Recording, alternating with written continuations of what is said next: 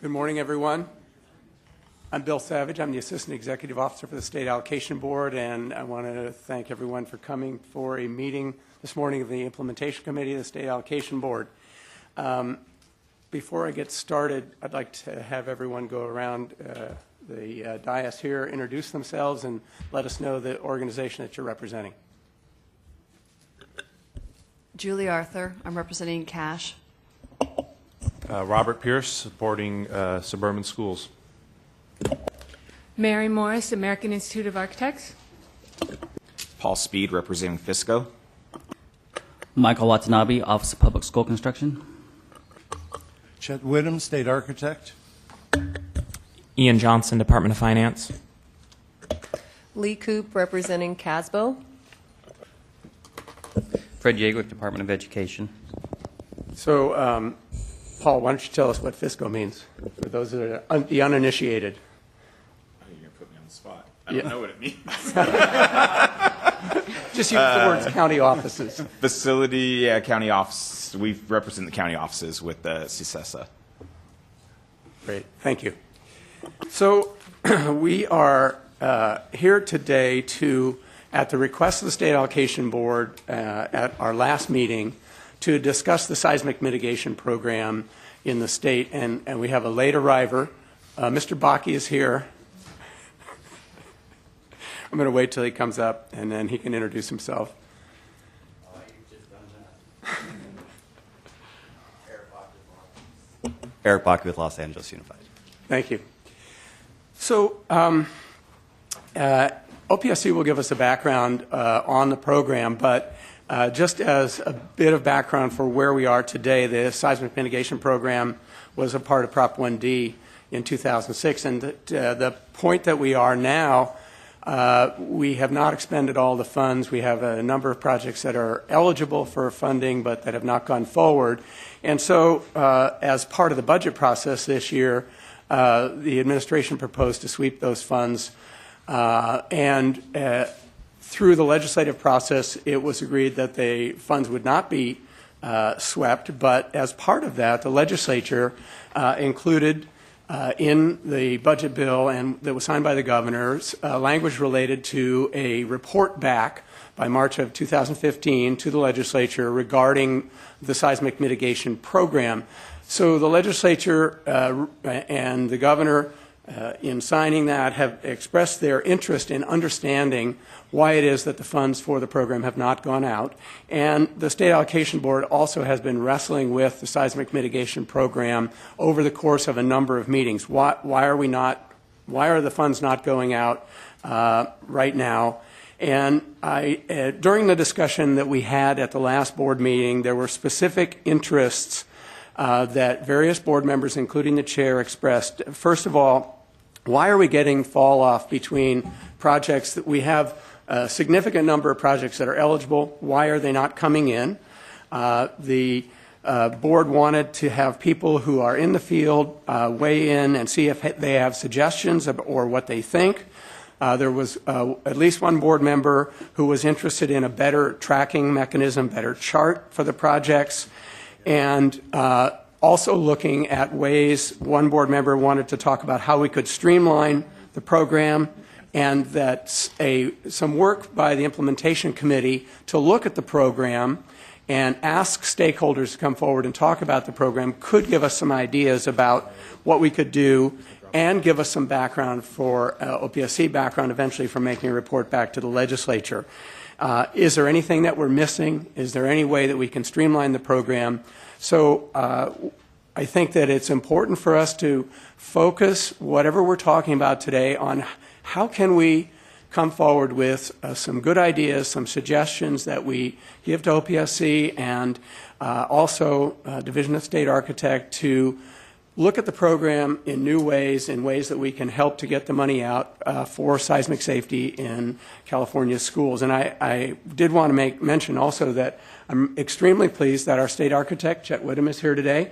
And I think that it's an important commitment by DSA to helping us look at how we can work the program. And I think it's important. Our board really would like both agencies to work together and come up with ideas about how we can get the money out as we go forward. So, any further comments before we start from the members of the committee? Okay, hearing none. We're going to do a background presentation from OPSC on the program, and there are copies of the agenda that are on their way, right, of their presentation. They're not here yet, we apologize, but they're coming. Then after that, DSA is going to make a brief presentation, and then after that, we'll have presentations from school districts and people in the field regarding their experiences with the program or ideas that they may have on how the program can work better. So I'm going to turn it over to OPSC to start out. Thank you, Bill.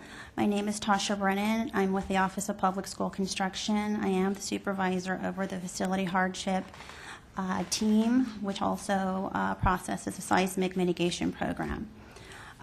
Thank you, Bill, for introducing what I'm going to be actually talking about, evaluating and improving participation in the seismic mitigation program.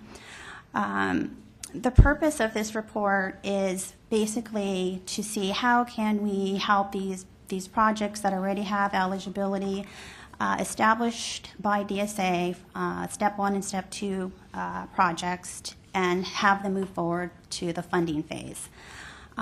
As you know, at the June board, the OPSC did present a report regarding the status of the program.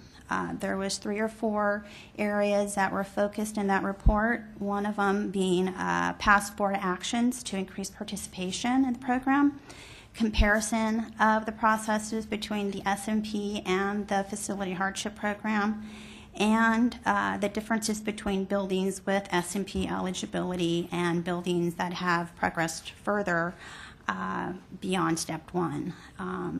And then there was options for additional steps that can be taken by the district. Based on that board meeting, we are here today to discuss further ideas, considerations as to how to process these apps further, the Step 1 and Step 2, as I mentioned before. Background on the program, as mentioned, the Seismic Mitigation Program came into effect in 2006 under the Prop 1D. We were given $199.5 million to process for seismic repair, reconstruction, or replacement. It also defined further the Category 2 buildings for the type of buildings that need this type of assistance.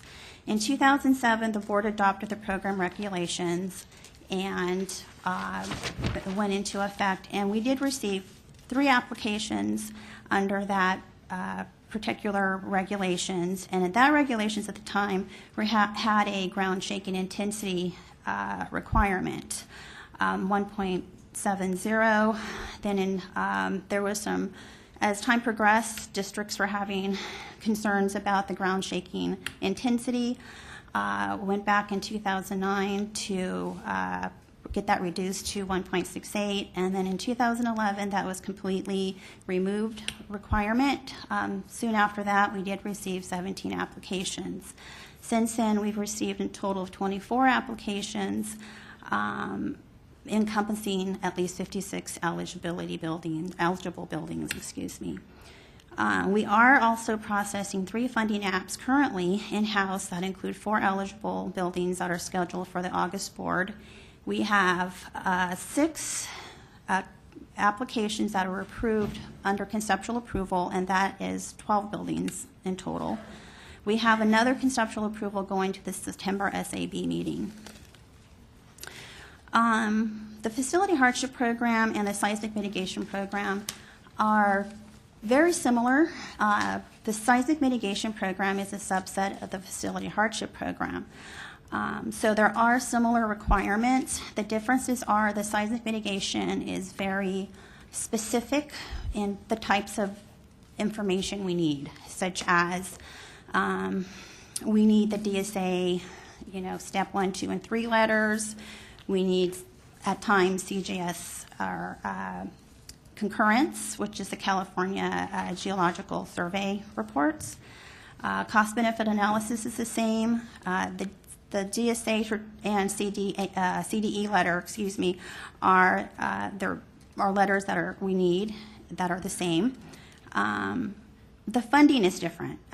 Facility hardship funding comes from the new construction and mod pots. As you know, we don't have any more of authority or funds in that category. So districts have the opportunity to use the authority that we have for the SMP, which is funded for the SMP projects. The State Allocation Board approval process for conceptual approvals. The district, once they receive DSA approval letters, step 1 and 2, they have the opportunity to come into the Office of Public School Construction to file a conceptual approval application. It's totally optional. It's not mandatory, but most districts like that opportunity to kind of get an idea of what is going on with that particular project and what are the possible costs involved with that project. The districts, once we've received that, we review it, we recommend it to the board. The district then has a conceptual approval on the list. They have up to 18 months to submit a funding app.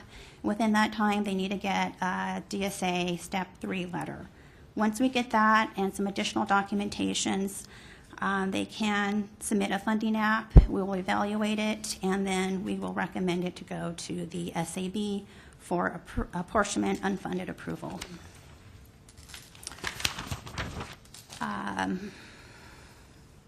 The DSA has their processes, and we work very closely with them in that regards in what we need from them, from the districts. We would need, the districts, if they want to go to the Step 1 process, would need an initial application to the DSA process and get a Phase 1 letter. Basically, that is letting us know that the district has met the initial eligibility aspect of it, which is the Category 2 buildings and et cetera. Step 2, the DSA Phase 2 or Phase 3 letter, this depends if it's replacement or rehab. This is where the subject expert matter, such as engineer or specialist, will submit a report, and the DSA will say, yes, this is appropriate, and they would give them a letter, and then they do have the opportunity at that point to come in for a Step 3 funding application. But that hasn't been the case, and I know that's kind of our point today. We've had historically other programs such as new construction and modernization where they've already established eligibility, but for whatever reason, whatever the district's reasons are, they don't want to come forward, and there's just sitting eligibility in new construction and mod even prior to the funds running out. Page 5. The current funding demand, we have there since June 25th, 2014. There's 7 buildings in Step 3 with estimated demand of $37.1 million. As you can see in this report, there are several buildings in Step 1 and Step 2 that are not ready to go yet to Step 3. So as again, as the point of the meeting today, we're here today to gather suggestions from the committee and see how we can better facilitate movements of these projects from Step 1 and Step 2 to Step 3. And we're open to suggestions, and again, hopefully we can figure out how to satisfy both needs from both agencies. Thank you. Can you clarify one thing for me? So on page 5, where you have Step 3, 5 projects circled, that's labeled funding demand. So those projects are not at the Office of Public School Construction yet. They're at DSA and being processed, correct? Yes. So they're in addition to any in-house projects, so workload projects at OPSC and conceptual approvals. Or, so help me out. That's mostly correct. This chart came from back when we did the board in May. Out of those 5 buildings, 3 have since come into OPSC for a funding app, and 2 new buildings from another district have entered in that category. So I think there's actually 4 at DSA at the moment. Okay. Check if I clarify that. I'll give you the status when you're ready. So does anybody else have questions for OPSC on sort of the basic background of the program?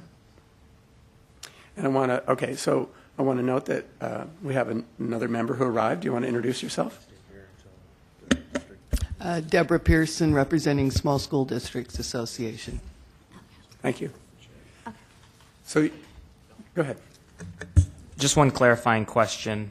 Since you asked about funding demand on the figure on page 5, in addition to what is at OPSC, you don't have to be at step 3 to get conceptual approval from OPSC. Is that correct?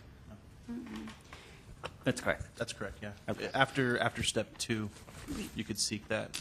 Okay, so for purposes of the figure on page 5, where we're sort of defining funding demand versus eligible buildings, conceptual approval, for purposes of what this table is showing, wouldn't necessarily meet the test for funding demand. Is that correct? Based on what we're trying to show on the figure on page 5 here? Right. All those step 2 projects, the top 34 are the ones that could potentially come in now for conceptual approval. The bottom 23 are pending actions by the district to get the final approval from DSA, and then they can come for conceptual approval. But they can't come in for a funding application until they have full sets of DSA plans approved for their project. Got it. And that's step 3. Correct. Okay. Thanks. All right. So, any other questions before we go on with the background? So, why don't I turn it over to the state architect? Okay.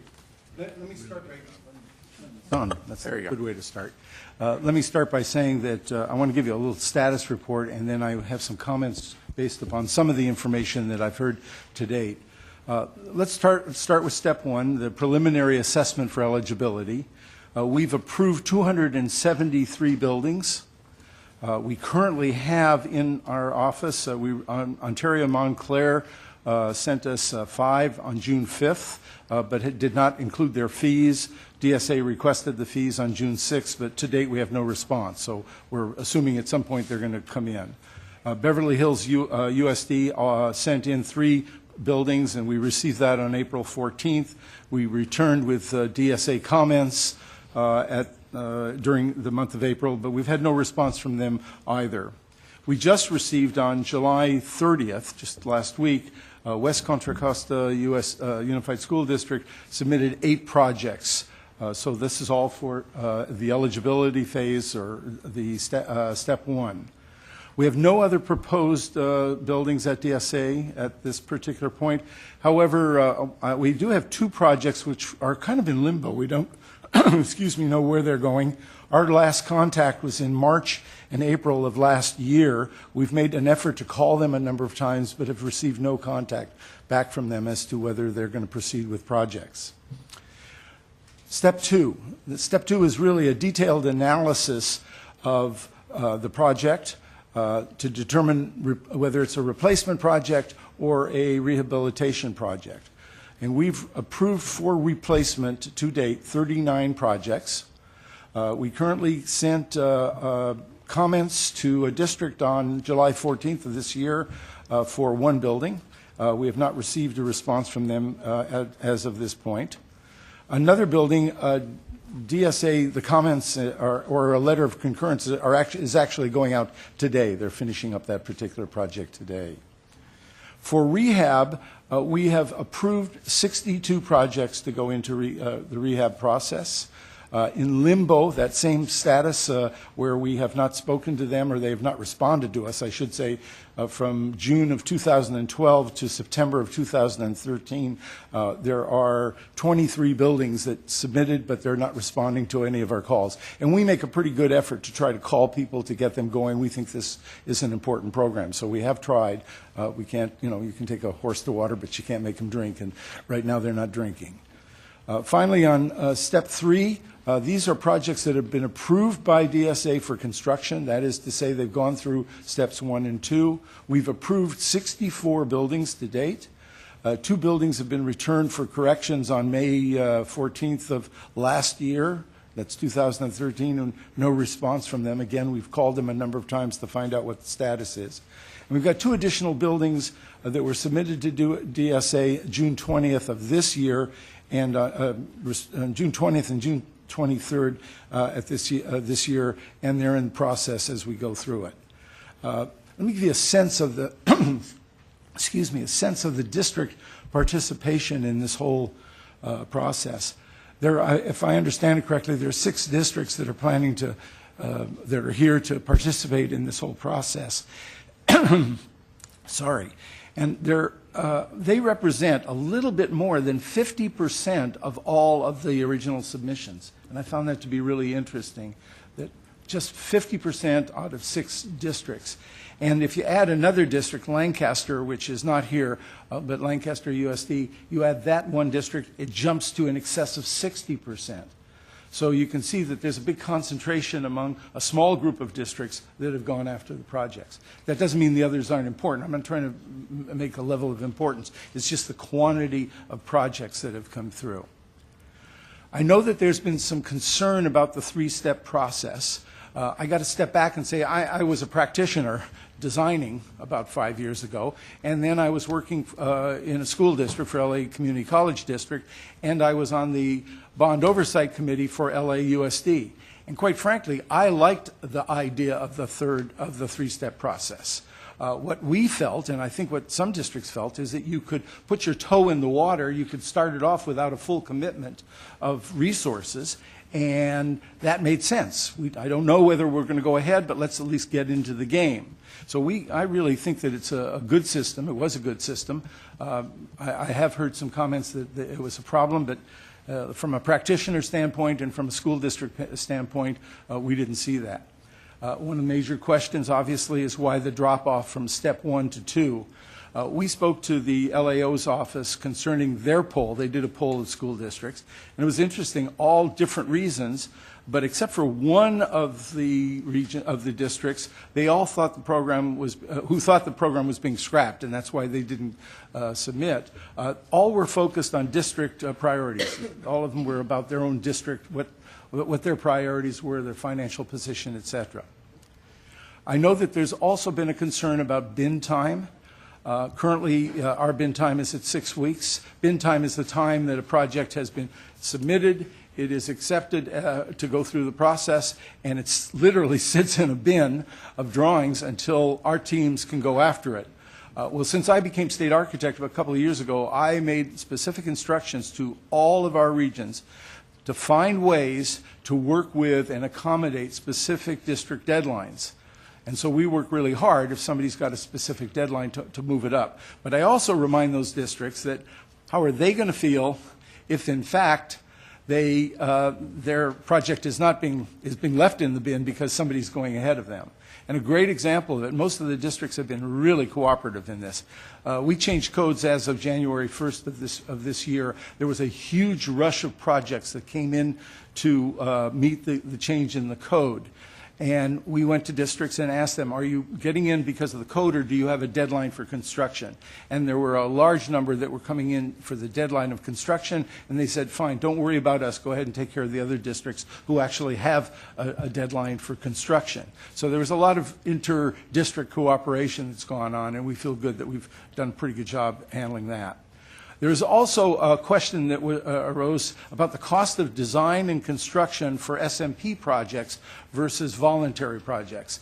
SMP projects, obviously, we know what that is. They're coming here for funding. But there are volunteer projects where you can come in and say, I'm going to renovate this particular building. As an example, if you've got a tilt-up a building that was done back in the 60s or so, and you've got some connection problems on the steel from concrete panel to concrete panel, and you want to go in and fix them, you go ahead and come up with design, you present it, we approve that.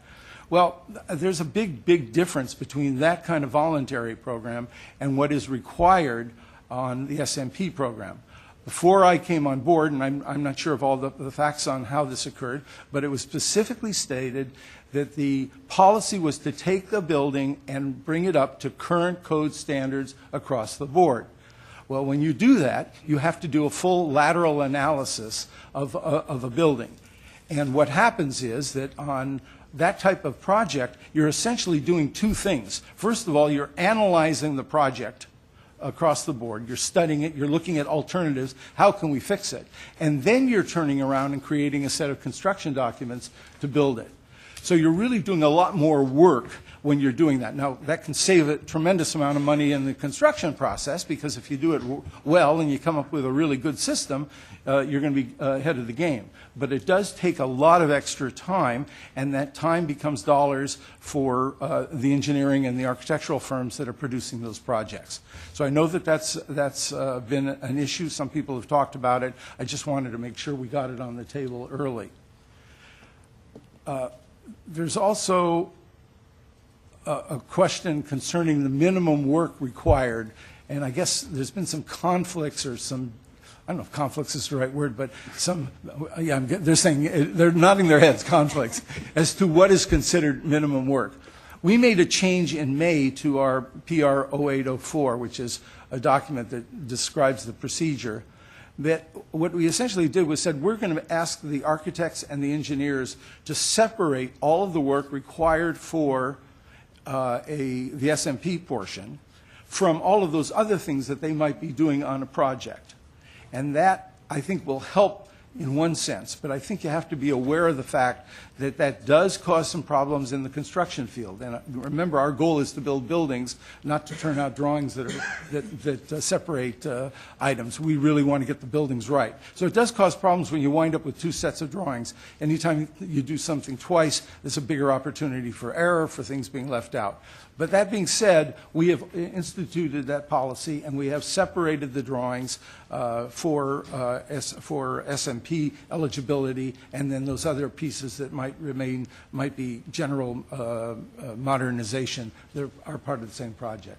So I think that's the overview, Bill, and I'm certainly available to answer questions or delve into this. Actually, I have a question about that specifically. So are you saying that the new policy would be to have one set of drawings that just shows the minimum work required, and that an architect and engineering team would then have a separate set? If there was modernization work associated with it, they would put a separate set of documents in for that? That is exactly what I'm saying. We did that in order to try to solve this particular problem. It creates other problems, financial problems. It means that architects and engineers, their fees have to be adjusted, et cetera. But if you're going to try to separate this down to the minimum amount required for SMP, then you just have to separate the drawings, because it's becoming too difficult. If you've got a better way of doing it, I'd love to hear about it. I'm just trying to understand, because I think we're going to have some discussion about it maybe in a minute. I have another question, too. So when you use the term in the discussion about seismic projects versus voluntary seismic upgrades, take the building and bring it up to current code, what do you mean by that? Is it just structural code, fire and life safety, access compliance? It's structural, but the fire and life safety and access that is affected by that construction must also be brought up to current code. And there's a whole formula as to how much money you're spending on a project. As an example, and the number is indexed, so excuse me if I blow this number. I think it's 160,000 now, because it's been indexed over a number of years. But if you have a project that is in excess of $160,000, you must bring all path of travel requirements up to current code.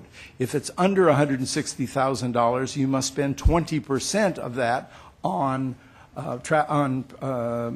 accessibility or the path of travel. So it's a little complicated in that area. But most of these projects are more than $160,000, so you do have to bring access all fully up to speed. And you do have to make sure that fire and life safety is accommodated. I have one more question, too, Chet. So when people submit plans to DSA for anything related to the Seismic Mitigation Program, are they reviewed and they go through the similar process to a normal project in terms of, do they go to the regional office? Is there a headquarters review? How does that? Headquarters is reviewing the step 1 and part of step 2. The regional offices do what would be called step 3, or the actual construction documents for the building go through the regional offices. Great, thank you. Other questions from people in the? Bill and Chet, I don't know if this is an ignorant question, but so all these other things that are required, fire, life safety, ADA compliance, would that also be covered under the SMP, or does the district have to fund that other work from a separate pot of funding? Anything that's required by DSA, we would fund. Through the SMP? Through the SMP. Please, no calling from the I audience. didn't ask okay? for that reaction. I asked for my clarification, so thank you. And there are no dumb questions. Yeah, thank you. Only dumb answers. Great. Okay. It's Yes. related to seismic. On, again, it might be a stupid question, very basic. Question. When we're saying that the problem is districts aren't going from step 2 to step 3, is that right?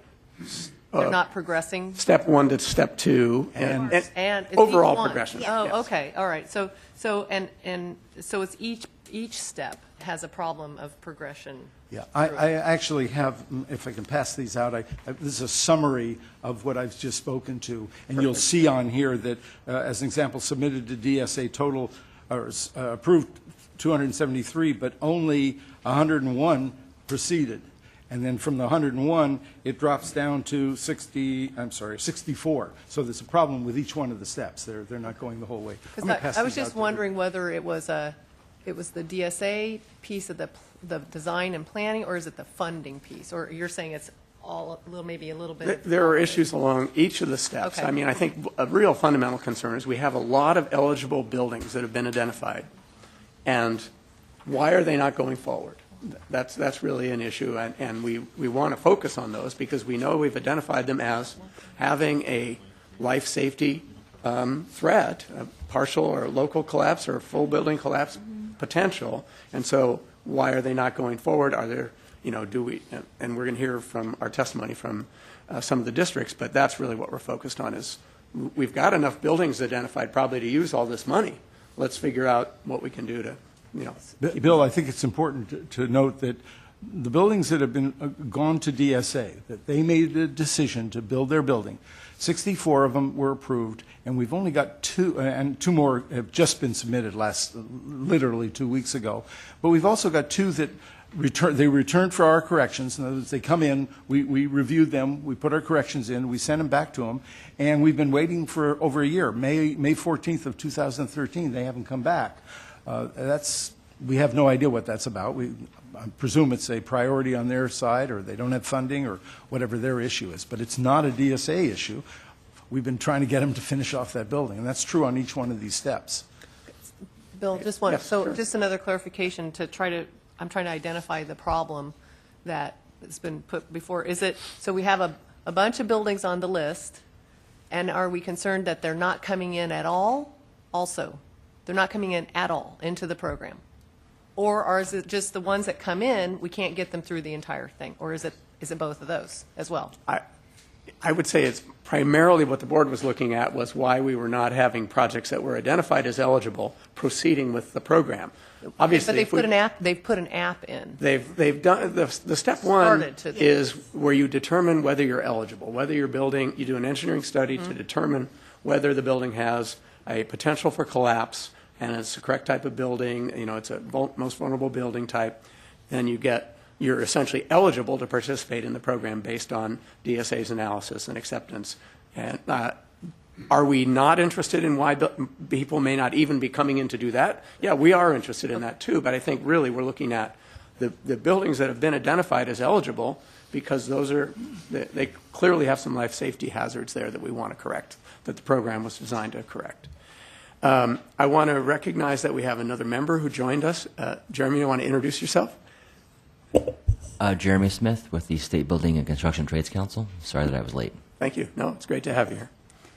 All right. Yes, more questions. Let's go. I'm sorry, I've got a question. Very, very simple, just for edification. When you say that we have a list of identified buildings, what list are you referring to? Well, we have multiple lists, and you can see, I mean, DSA has a list of buildings internally. I don't think it's something that we necessarily need to, spread around publicly or talk about per se. But the numbers that you're looking at in terms of how many of them there are expressed here. And we know, I mean, I think Chet's comment was pretty interesting a second ago when he said, we've got, of the districts that are going to be talking to us today, they represent almost, what'd you say, 50% of the buildings that are eligible. Over 50, a little bit over. And we have a school district that's going to talk in a second who has 44 additional buildings. And so we're looking at, and he's going to talk with us about why they're not going forward.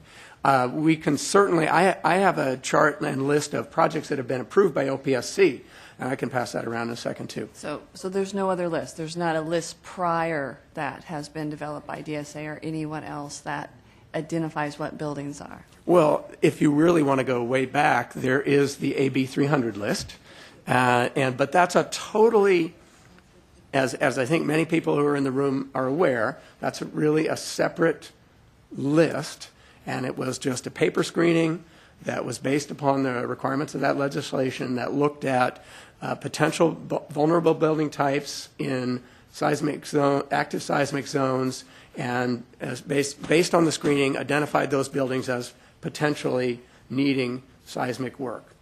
Really, we haven't, as a state, gone through that list and looked for those districts to come forward, bringing them forward, although clearly many of the districts that have sought eligibility under this program and that have gone forward, the district that I was at, West Contra Costa, we had many, many buildings on that list because we were located directly on the Hayward Fault in the Bay Area. So many of the districts have come forward that are on that list, but we haven't used that list, and consult me, make sure I'm saying this right. That list is there. It's available on DSA's website. You can see which buildings are there. You can see the updates that districts have done. DSA has done a pretty good job of reaching out to districts to get them to update whether buildings have been demolished, whether they've done additional engineering studies, et cetera. Chet, do you have anything more you want to? No, not really. This was done prior to me being here. My best knowledge of it is that it was not done as a engineering survey by DSA. It was done internally, if I understand it correctly. And if we need more information, Jim Hackett, who is our principal engineer, is here. But it was done by the districts themselves. So I believe I'm correct on that list. Yes. No, it was done by DSA as a paper screen. The paper side, but I'm talking about the actual review of each one of the buildings. That's correct. DSA did not go out and study each building That's and correct. say that the building met it or didn't meet it. No, in my district, when I was there, we took the AB 300 list. We identified with the structural engineering consultants, we kind of went to the next step and had some review of buildings that looked like they had some potential issues based on not just the report, but also previous engineering studies or analysis that we had, and then we proceeded to go through more in-depth engineering studies for the buildings that we identified as clearly problematic in the district. And it was helpful in that way. It has its own set of problems, PR problems maybe or something like that. But anyway, background on AB 300. Thank you. Okay, any more questions from the committee on the background presentations? Okay, hearing none. Let's go ahead and have some of our stakeholder presentations. I wanted to ask the group from Desert Sands Unified School District to come forward. They've asked to go first because they have to leave. Bruce, maybe you can take one of these chairs from up here and ring it around. Those two need to sort of stay. Is it okay? You can just sit there, yeah. Perfect. Okay, welcome, gentlemen. Please introduce yourselves for the record. I'm Bruce Hancock, Hancock Park in DeLong. Patrick Cisneros, Desert Sands Unified School District. Roger Clark with Runa Clark Architects. Bill and members of the committee, we're pleased to be here today to describe to you Desert Sands' experience with the Seismic Mitigation Program and their perception of what they feel were some inefficiencies that might be addressed, some possible barriers that also could be addressed. And we're going to do that in just a moment. I wanted to first say two things before I turn it over to the folks who really were involved and did all the work. And that was, first of all, Bill, I just want to say, on a personal note, I am very glad to see this committee back in session. I think it is extremely positive, and I thank the State Allocation Board for requesting and allowing it. I honestly believe this committee is the single most effective problem-solving tool that the board has, and they have many good avenues to take and many good people working for them. But when it all comes together in a committee like this, I think it's just a great thing. I hope it continues. I also wanted to say, as a consultant, that the experience that you'll hear about from the Desert Sands representatives today and their fundamental issue, which is disagreements with the Office of Public School Construction over what constitutes minimum work in the Seismic Mitigation Program, is not an isolated situation. Our firm has been involved in 6 Seismic Mitigation Program applications that have either been funded, completely funded, or on the unfunded list, and we're engaged in 2 more that are soon to be submitted to OPSC. These applications represent 3 different districts, so we don't believe that it's simply a matter of a district issue. It involves 5 different architects, and what you will hear and what we experienced in all those applications was a very, very complex process with a significant expense. I think, as Mr. Whittam has pointed out, some of it is absolutely necessary and some of it is absolutely unavoidable. But to the degree that we might simplify any part of it, I think it would be welcomed by everyone, districts, architects, and state agencies. The district, all 6 of these projects experienced huge reductions in the minimum work that had come from, I don't want to mischaracterize this, but had been approved. I'll just say that, understanding that that can be a loaded word. At DSA, being reduced by up to 80% and even more than 80% at the Office of Public School Construction. And from that, a sense, at least in several of these applications and by several of these districts, that replacing old and potentially unsafe and educationally inadequate structures is somewhat discouraged by the process, particularly when the district is really only eligible for rehabilitation money but wishes to use it combined with their own funds to replace. The process, at the very least, doesn't seem to encourage that. And so I'm going to turn it over, as I say, to the district representative and the architect who worked on the project.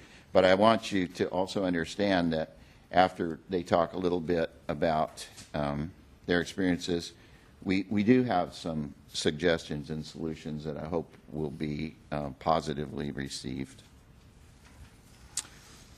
Thank you, Bruce. Once again, good morning, and thank you for allowing us to come and share our experience. I don't think your mic is up. Once again, thank you for allowing us to come on out and share our experience related to our Seismic Mitigation Program application. Once again, I'm Patrick Cisneros, Director of Facilities for Desert Sands Unified School District.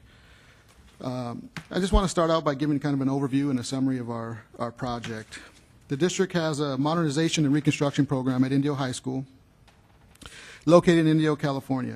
The project consists of replacing buildings that are 50 years old using state modernization, new construction, and seismic mitigation program funds, combined with significant local funding far exceeding any match requirements.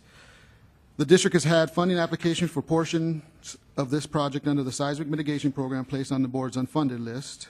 However, we are continuing to pursue funding for minimum work, which we believe was incorrectly reduced from our application. So the purpose of today's presentation is to share our experience and to note areas of inefficiency and obstacles to positive outcomes for our students. So throughout this application process, we've experienced approximately a 2-year time frame for the district process, DSA, and OPSC review and approval. I do have a timeline of events that outlines this information in more detail, and due to time constraints, I'm not going to go over each and every activity right now. But we did initiate the process back in May of 2012 with a pre-application submittal meeting with OPSC. And then we got to July of 2013, where we then submitted our funding applications. Then after a series of meetings with OPSC, series of meetings with our team, in January of 2014, we received new plan review comments, and we met again with OPSC and DGS plan reviewers. And then at the end of that process, we finally got to May of 2014 when we submitted when our application was approved by the SAB. So throughout that process, and that process was about 9 months just on that review process, just on the whole funding application submittal and review process. So throughout our experience, we've had high cost and use of district resources, approximately about $300,000 to get us to the SAB approval, and still continuing to date through an appeal process that we're looking at. That goes on from travel to meetings, correspondence, design professionals, and design consultant fees. Program consultants have been obtained to help us understand the process and get through this. We've experienced unclear and changing review and approval processes. For example, we had multiple plan reviewers with different perspectives and different understandings of the overall process, which it's an approach that seems to differ from the regulations in place for the seismic mitigation program. The experience of high costs and reductions of about 80% of state funding results in questions about the advisability of applying. We submitted about $14 million and were reduced. We submitted for about $14 million and were reduced to about $2 million. The program's complexity and funding reductions experienced, they discourage our efforts to replace older and educationally inadequate facilities. So I just want to, at this time now, turn this over to Roger Clark to give from the design professional's perspective on our application process. Thank you, Patrick. We were asked to come here and discuss a few of the challenges that we encountered as we went through this, and hopefully keep this on a positive note. This district made a commitment to move forward with replacing these educationally inadequate buildings. They're committing over $100 million to the replacement of this high school, and so this is a significant project for them. The seismic program we went through the prescribed, and I would say a 4-step process, because the other one that you didn't mention before is the funding application and going through that process, which we think is probably one of the most critical pieces of this. Ultimately, we received the DSA concurrence on the minimum scope of work, and I'm going to say for our part on these projects and for any of the seismic projects that we're working on, the DSA process was very efficient. I don't have anything negative to say about it. Quite frankly, the multiple reviews, I agree with Mr. Whittam in terms of that it is an effective way to go through that. We've submitted the drawings. We got comments back. We responded to those comments, added additional calculations and things that they requested, and ultimately received our approvals fairly quickly. And so I would say that it was a very efficient process. But some of the things that we went through includes the seismic work, but it's also related work to that. And you talked about that earlier, the ADA work, the repair work that you have to do to even get to the seismic work. You have to move walls, you have to move cabinets, you have to do roofing and all kinds of things. And so all of that was included on the minimum work. But upon submission to OPSC, we encountered 3 main issues. One is, as we were going through this, we were doing replacement projects. And so we're creating schematic level plans. And I don't know if this is an issue, but it certainly was when we submitted it to them, because there were numerous and many items that were disallowed because the work was not shown completely on the plans. And so while this is typical in new construction or even in modernization where you have fully stamped plans, with the schematic nature of the drawings that are submitted for a replacement project, you don't define every nut, bolt, and thing that has to go into that. There's ADA devices in there, strobes and fire alarm devices. Not all the conduit and everything is shown back to the panel, and a lot of that work was disallowed. Partly because they couldn't see it on the drawings, partly because they didn't believe that it was a part of the minimum work. And overall, as Patrick alluded to, about 80% of our costs were disallowed. Second issue we encountered when we went for the funding part of it is the use of non-standard estimating guides. We used the Lee Saylor Repair and Reconstruction Cost Book. The red book is probably many of you know it. But in many cases, we couldn't agree on whether it was an F2 or an F3 level cost, and that needs to be decided. Maybe you better explain those two. Okay. An F2 is general repair on an institutional level project. It anticipates a standard level of construction, not a great deal of complexity. An F3 cost level goes to, if I have to do scaffolding, I have to work in tight, cramped quarters, I have to, it's a more complex system that I'm working on as far as the construction of that. And so we couldn't agree on that. And in other cases, the Lee Saylor cost line items that we quoted in our estimates were completely thrown out. And so that was another issue. The third issue, which I think is probably the most significant one, and this is what Bruce was alluding to, is that we believe we had concurrence from the Division of State Architect on the minimum work. When we went for the funding application, that minimum work in many cases was disallowed. And as I alluded to, some of that has to do with ADA work. Some of it is work for repairs. Some of it is getting access to that seismic work. Some of it was deemed that we could replace items such as a 30-year-old roll-up door had to be removed, and we were told we could simply put that old door back in, even though anyone with knowledge of construction is going to find that you can't save something like that. Roger? Yes, sir. Was that told no by DSA? OPSC. Okay. No. Again, as I stated, is we never really had an issue in terms of concurrence on the minimum scope of work with the Division of State Architect. We had some issues where we went back and forth on structural issues where we were defining details, where we were talking about additional calculations, but we never had an issue there. As Patrick alluded to, and I'll just say it again, it's just this district was committed to the replacement. They already had their plans. We had already done the plans to move forward with reconstructing this campus. But they certainly, and we've heard of other instances where districts are discouraged and they're not going ahead with the replacement. They're going to put those Band-Aids on. So in summary, we believe some of the issues that came about from the OPSC process adds time and difficulty. What we're seeing is that our drawings, instead of being at a schematic level, really need to be much more complete. That's going to add additional cost. It's going to add additional time. We think some of the issues to consider is that we need recognition that projects of limited scope, working in difficult conditions and working around existing conditions are more expensive. Need to agree that Saylor will be utilized as the cost guide that will be done in terms of the evaluation, and that we need to agree on the F2 and F3 for the type of building and the type of construction and the difficulty that it has. Need recognition that DSA is the entity identifying the minimum scope of work and that it can't be deleted simply because they feel it's not required.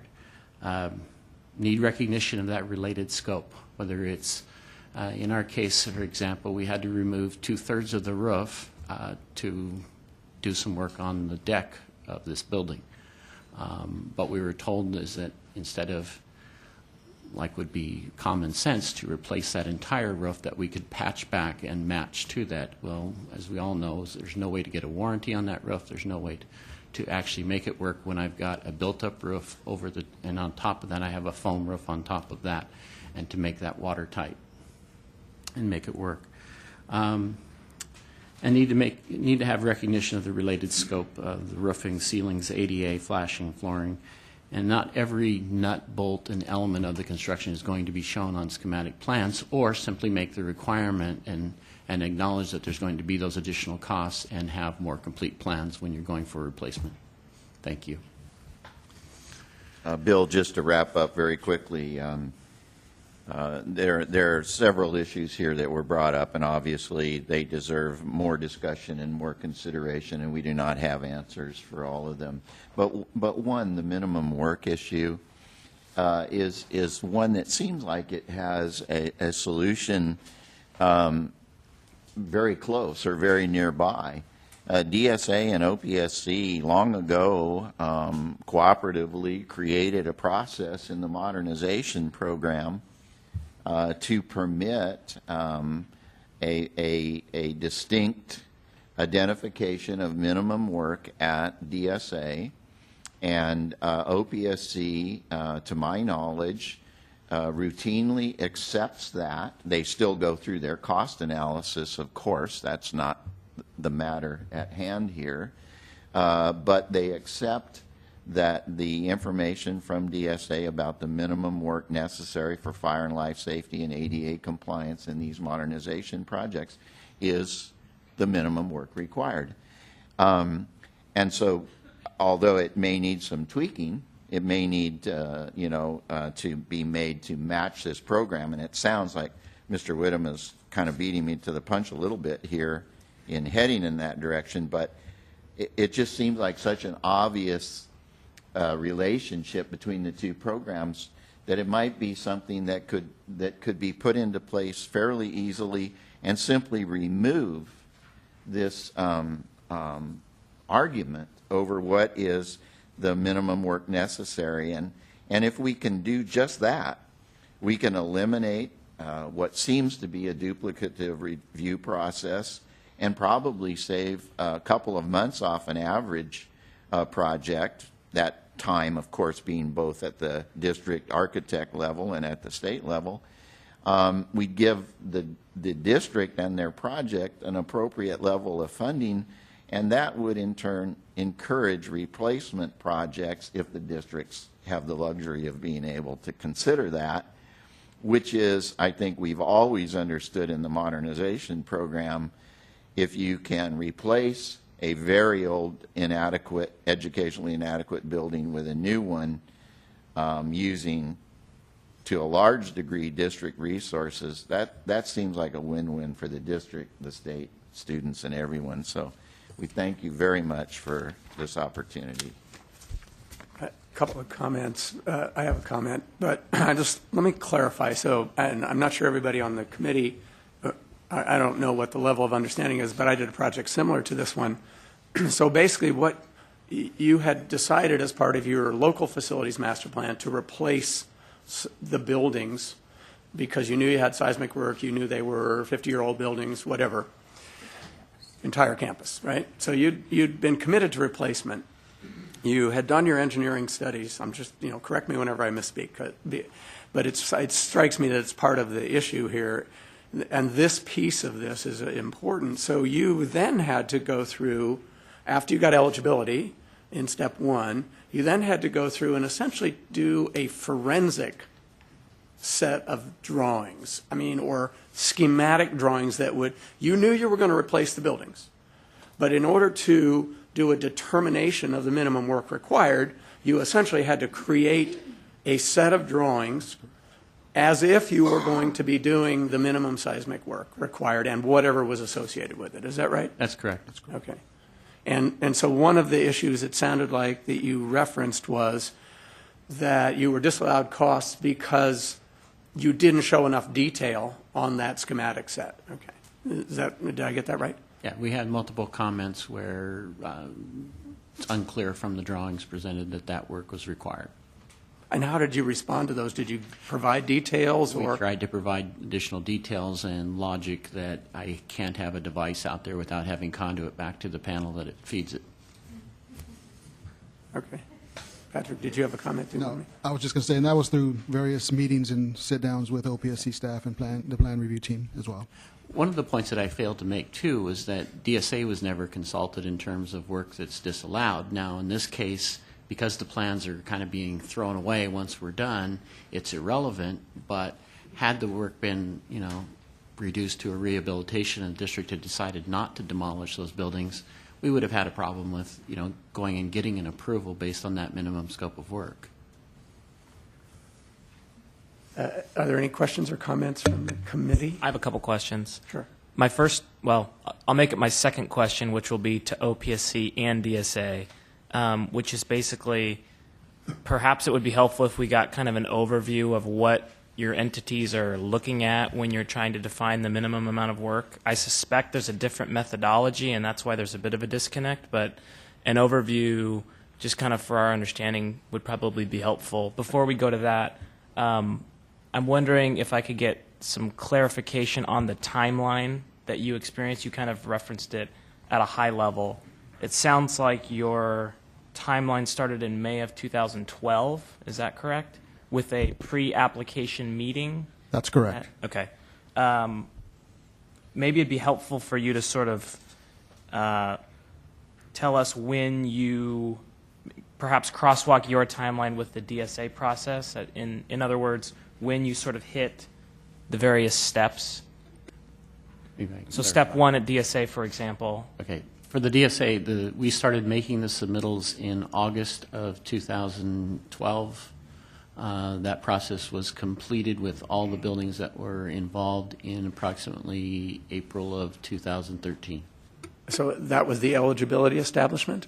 No. No, this was that was the eligibility establishment and the review. Okay. And the review? Yes. The review of construction documents Yes. to proceed. So the entire process was that. Like I said, relatively efficient. So 1, 2, and 3 in 8 months, basically, is what it sounds like. That's what Okay. Yes. So then from April of 13 to May of 2014 was the amount of time that it took to get a state allocation board? We submitted our application in July of 2013. Okay. Yeah, And we then were from- fine-tuning estimates and getting all of that fine-tuned for OPSC from that time period. So then is that the process started with OPSC in July of 13? Correct. And you received a state allocation board approval in May of 2014? Correct. So the application was 8 months with DSA and 11 months with OPSC?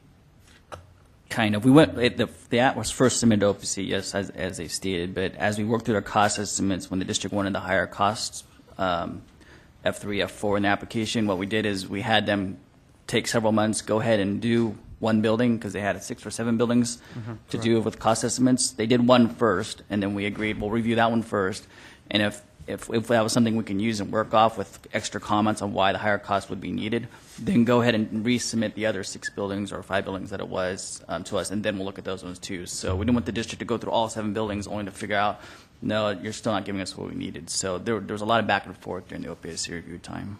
Got it. And you didn't do a conceptual approval, right? Well, for a replacement, there really isn't a conceptual approval. That applies to a rehabilitation, where you can go through that. Actually, you can do both, but anyway, Okay. that's all right. Okay.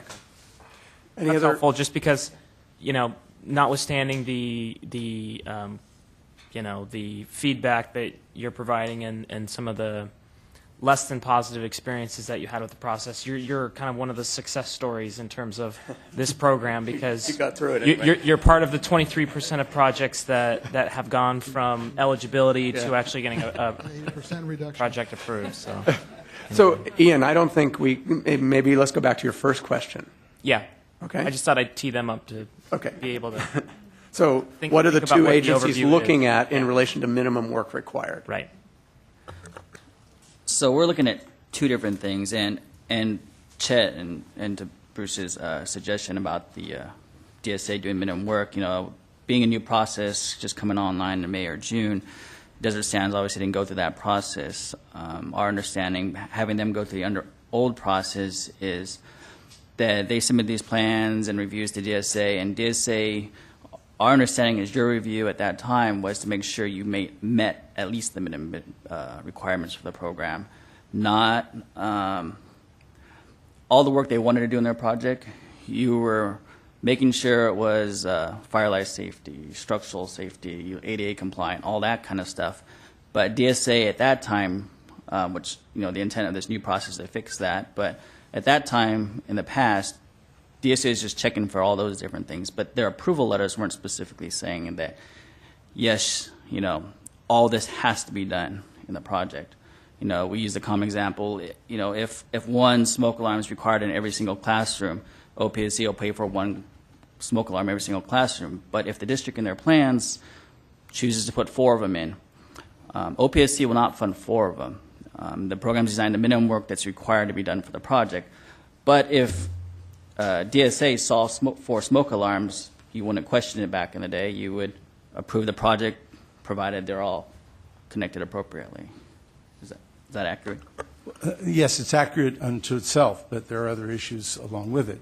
As an example, if a shear wall is intended to be, that's a wall for lateral support, is intended to be constructed and it actually occurs next to a toilet room, and you're going to take 4 inches or 8 inches off that toilet room, all of a sudden that toilet room no longer meets California accessibility requirements, so you are now having to move the toilet room, whether in the same location and moving it over or move it to another side of the building.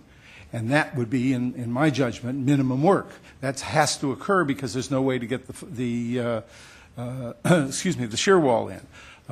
I would believe that the architects and the engineers that have worked on the project have looked at all the alternatives, and they made the decision that that particular wall is the right place, the least expensive and the best location to put that particular shear wall in.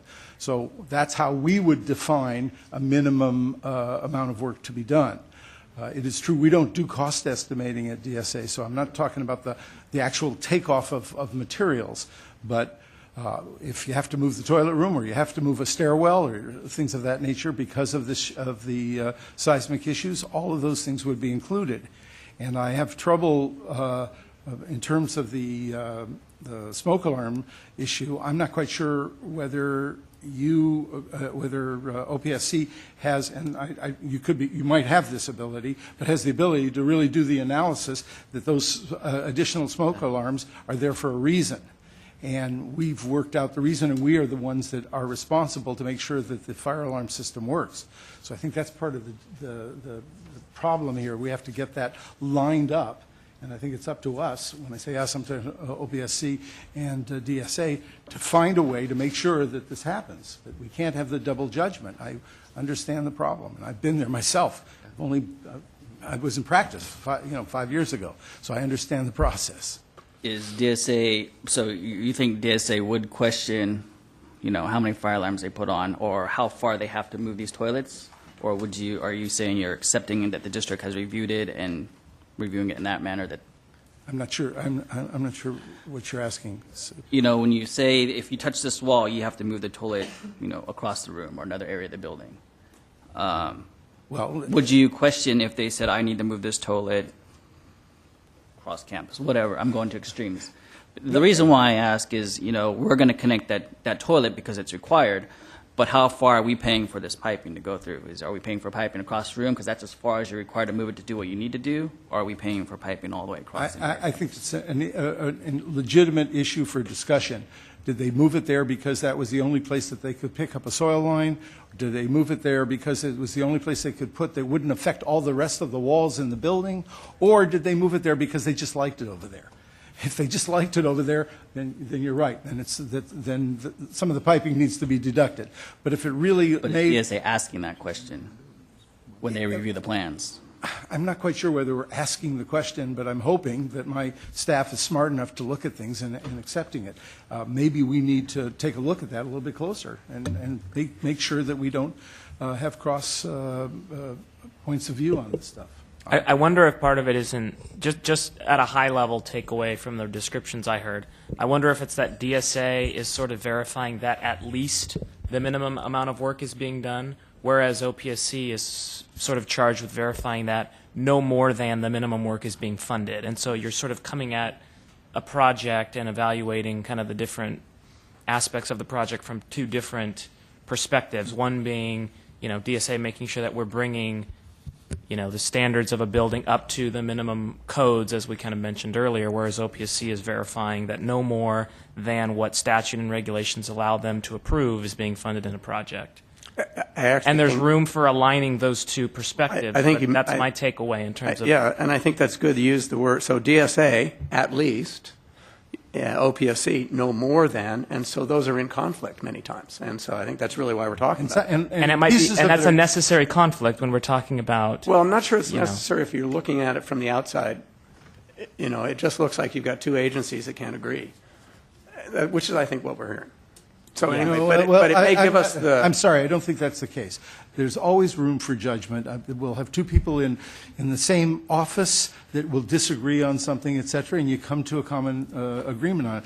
This is not something that can be codified because every single building is different. You don't know what's going to happen tomorrow afternoon with the next building. But you have to use some common sense, you have to use some professional judgment, and sometimes you have to arm wrestle through it. It's never going to be absolutely clear. Yeah. And our job is to make sure that we arm wrestle with the best spirit, and we need to look at this. We need to find a way to make this happen better. Bill? Question over here. So just from the other side of the fence, as you mentioned, Bill, from a practitioner's vantage, and I appreciate Ian's point that this is successful because they got through it. But if you're the gentleman presenting to your board and to others, and you had this idea in what was going to happen, and all of a sudden you lost 80% of your funding, that's not a success story. In fact, that puts people like me in a very uncomfortable position for having done nothing but followed up with a program. So I just need to say that. But I take exception a little bit, and I know Michael used the smoke detector as a pure example, but we don't put smoke detectors in where we don't need to. It costs money, and I think this is a match program.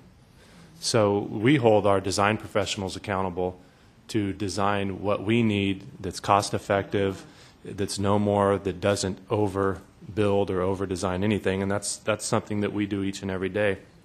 But, I'm struggling. I understand Michael's point too, but there has to be a way that we can all agree and not bicker. I mean,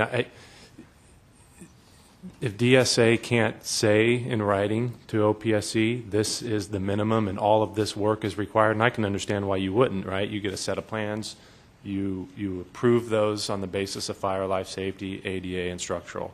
And it's really not DSA's place to say, why are you moving these bathrooms? You don't need to do that in our mind. It's not for whatever reason. So I think that's the gist of it all, right? I mean, that's why districts, and we do all talk, that when you get through a conceptual phase, step 2, and you think you know what's going to happen, and then you spend another $100,000, $200,000 or more on design fees, and you put forth actual building drawings to get you to step 3, when you're uncertain of what's going to happen from step 2 to 3, it makes us very anxious, and we'd probably rather not proceed because it makes people upset and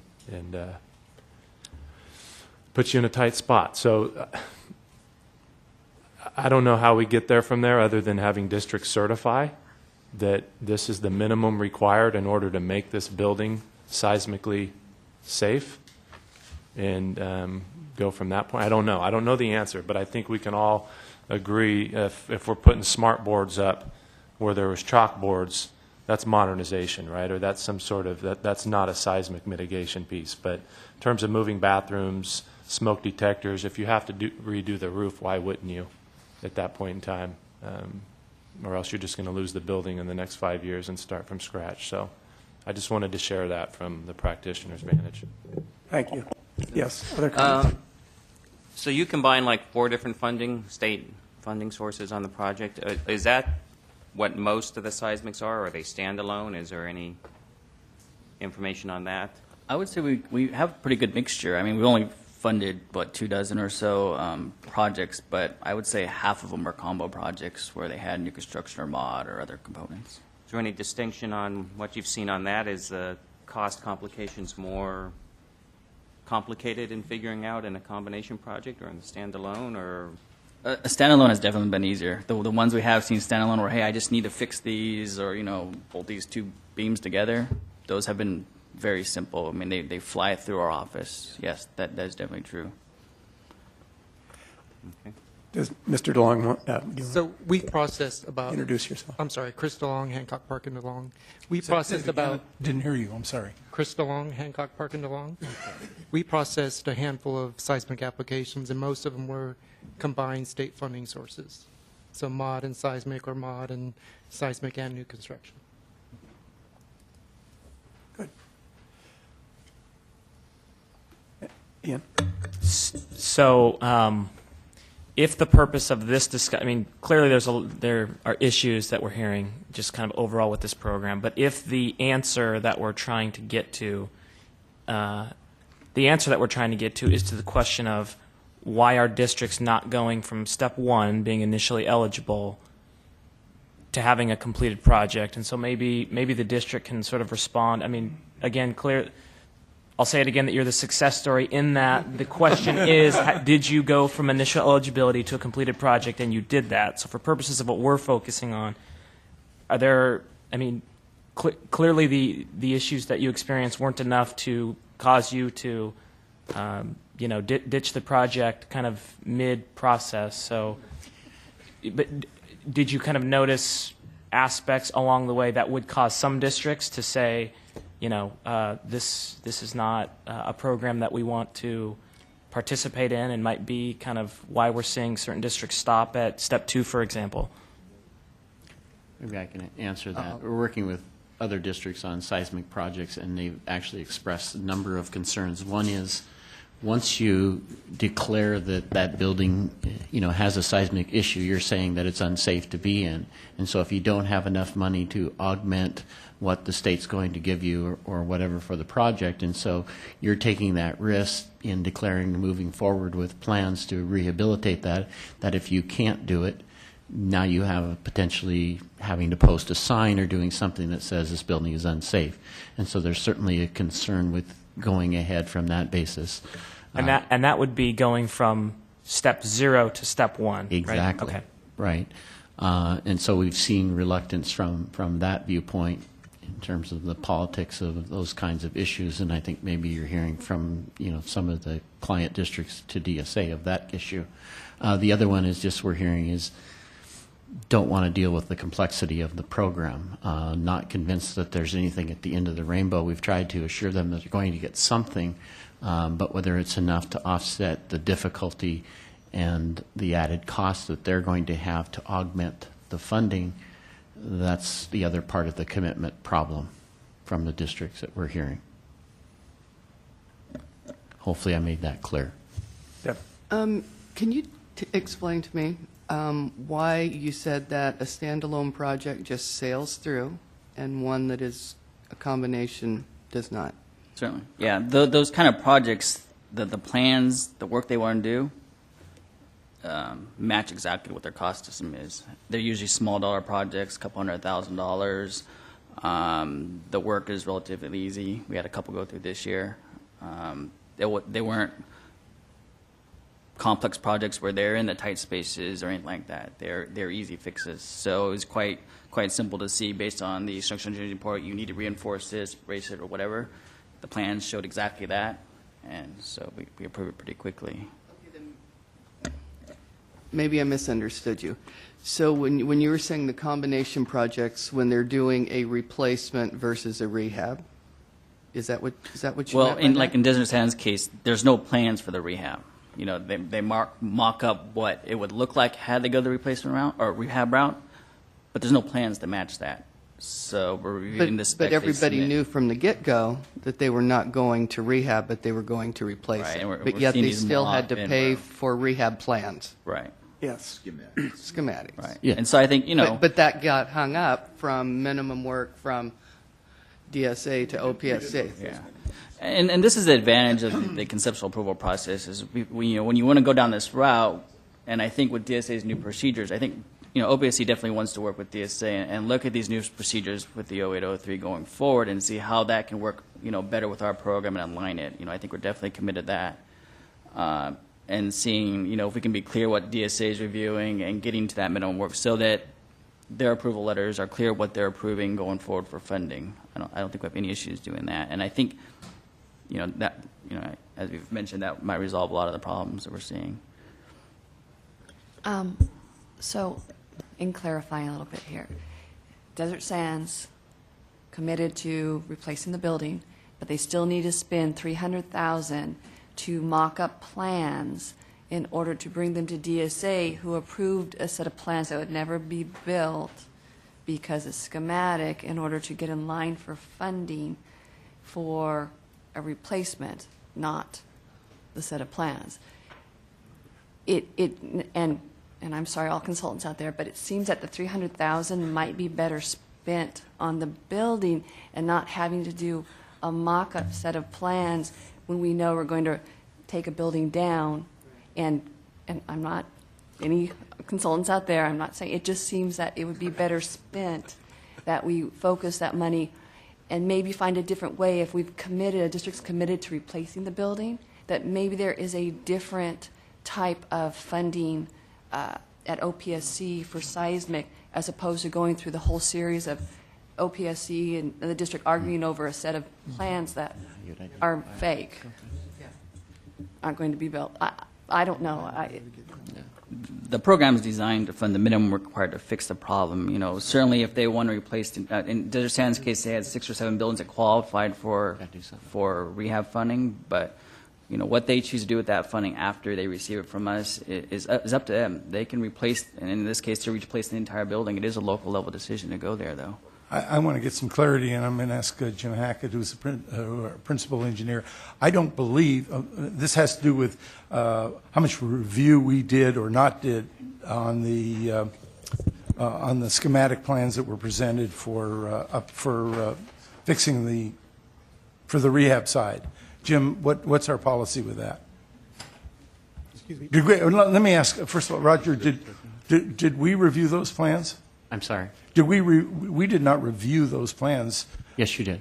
I'm sorry, for design, we reviewed them only for cost implication. Necessary work, is that correct? In terms of the schematic design drawings? Yes, you reviewed them for you looked at the structural details, you reviewed those, you gave us comments on the calculations, and we went back and forth, I think once or twice on it, and then gave us our concurrence letter that that's the work that was required.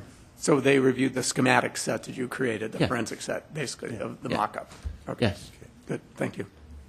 You want to identify yourself? Yeah, my name's Jim Hackett, the new principal structural engineer at DSA at headquarters. In terms of the schematic reviews, this is at the phase 2 level. Phase 2 in our world is the review for rehabilitation. So at that level, there have been very complex projects where there will need to be a schematic set of drawings, calculations based on not necessarily full code compliance, but enough to identify what would be the necessary rehabilitation pieces to strengthen the building. That would be assessed for correctness, and then that would be evaluated, and we would then be able to say that the schematic drawings represent, if you were to rehabilitate this building, that minimum work. Correct. That's correct. I disagree. Okay, and the purpose of that is that anything that exceeds 50%, I want to make sure I'm right about this, Jim, anything that exceeds 50% of the replacement of the building becomes a replacement building. And the concept is we don't want to take 75% of the cost of the building and throw it down the tubes when we can turn around and actually build a new building. I think that's the policy issue. That's the reason for it. Am I correct? That's correct. So that's why we're looking at the schematics. You got to determine, is it, if it's $100 million project and there's going to spend $700,000 on rehabbing, why do it? Why don't you spend the $1 million and build a new building? I think that's the concept behind the whole thing. Just Thanks, Jim. clarify, it's not policy for the cost benefit analysis, it's actually in statute. Okay, all right. So I've only been in government for 5 years, and for 3 years, and I don't understand all that. I'm just talking common sense. Policy, statute, I don't care. The reason for it is to do it this way. Thank you. So, Clarification on that. yes, sir. I'm confused. I mean, you submitted the schematic to get an understanding of, and I don't even want to say minimum because the schematic's just a schematic. So when you put that into a final drawing, there's a lot more to it in terms of the work necessary, right? Right, but when you're going for replacement, you're never taking it past that schematic. I see. Because you're throwing those drawings basically away. Because what you're saying is on the replacement, I have a whole new set of drawings that I had to get approved for the replacement of those buildings. So I have a DSA stamp set for the replacement of that building, but I only have a schematic set, this dummy set that, in essence, I can throw in the trash once we're all through with this process. It's a lot more cost effective to go that route. But so when I'm part of the distinction and the reason I asked too, I'm wondering, does OPSC see that schematic as the minimum work necessary, or do you allow? Okay. Wait, what? I saw Chris wave no. I don't. That's the very issue that Desert Sand spoke of, is that those schematic plans and what DSA approved is not considered the minimum. And Exactly. Agreed. So does OPSC see that as the minimum work, and then the debate moving forward with the final set of plans that we submit to OPSC with our funding app? In their circumstance, the way those schematics looked compared to the cost estimate, it didn't look like the minimum. It looked beyond the minimum work. That's why I asked. Yeah. That's where the disagreement is. Correct. Okay, so any other closing comments or remarks before we bring up our next speaker? Thank you very much for coming. I just have a question. So it sounds like DSA has changed their 0803 procedures where they're requiring districts to submit a separate set of plans identifying the minimum work. Has there been a meeting of the minds with OPSC in terms of accepting that separate set of plans as the minimum and just reviewing the costs? Not yet. We just learned of that too. Okay. We will, though. Yes. Bill, I just don't want to walk away from that. I'm wondering if part of the problem is, and I understand OPSC's intent. They're trying to, they have a responsibility to make sure they're not giving away money from a program source for things that aren't relevant to that program, and I totally appreciate that. But I'm wondering if there's just a misunderstanding of what's in a schematic design and what's not. And so, for instance, a run from the IDF or an MDF to a room that's not shown in schematic is necessary because you took down a wall, or, there's a lot more to a final set of drawings in a schematic. So you're absolutely agreed. What you see on the schematic is going to be very different than the final set of drawings. I'm so to discount all the difference would be. Yeah, and I'm not crazy. sure that the issue is really just related to the fact that they used a schematic set of plans. So, and I think we'll hear that maybe from some other. Yes, there are, but that, and I think that schematic plans have an inherent problem in that there's not enough detail potentially there for people to see when they're looking at them. But I don't think that the issue we're discussing about minimum work is necessarily restricted just to the use of schematic plans. But let's go ahead and bring our next speaker up. Can I ask the Napa Valley Unified School District to come forward?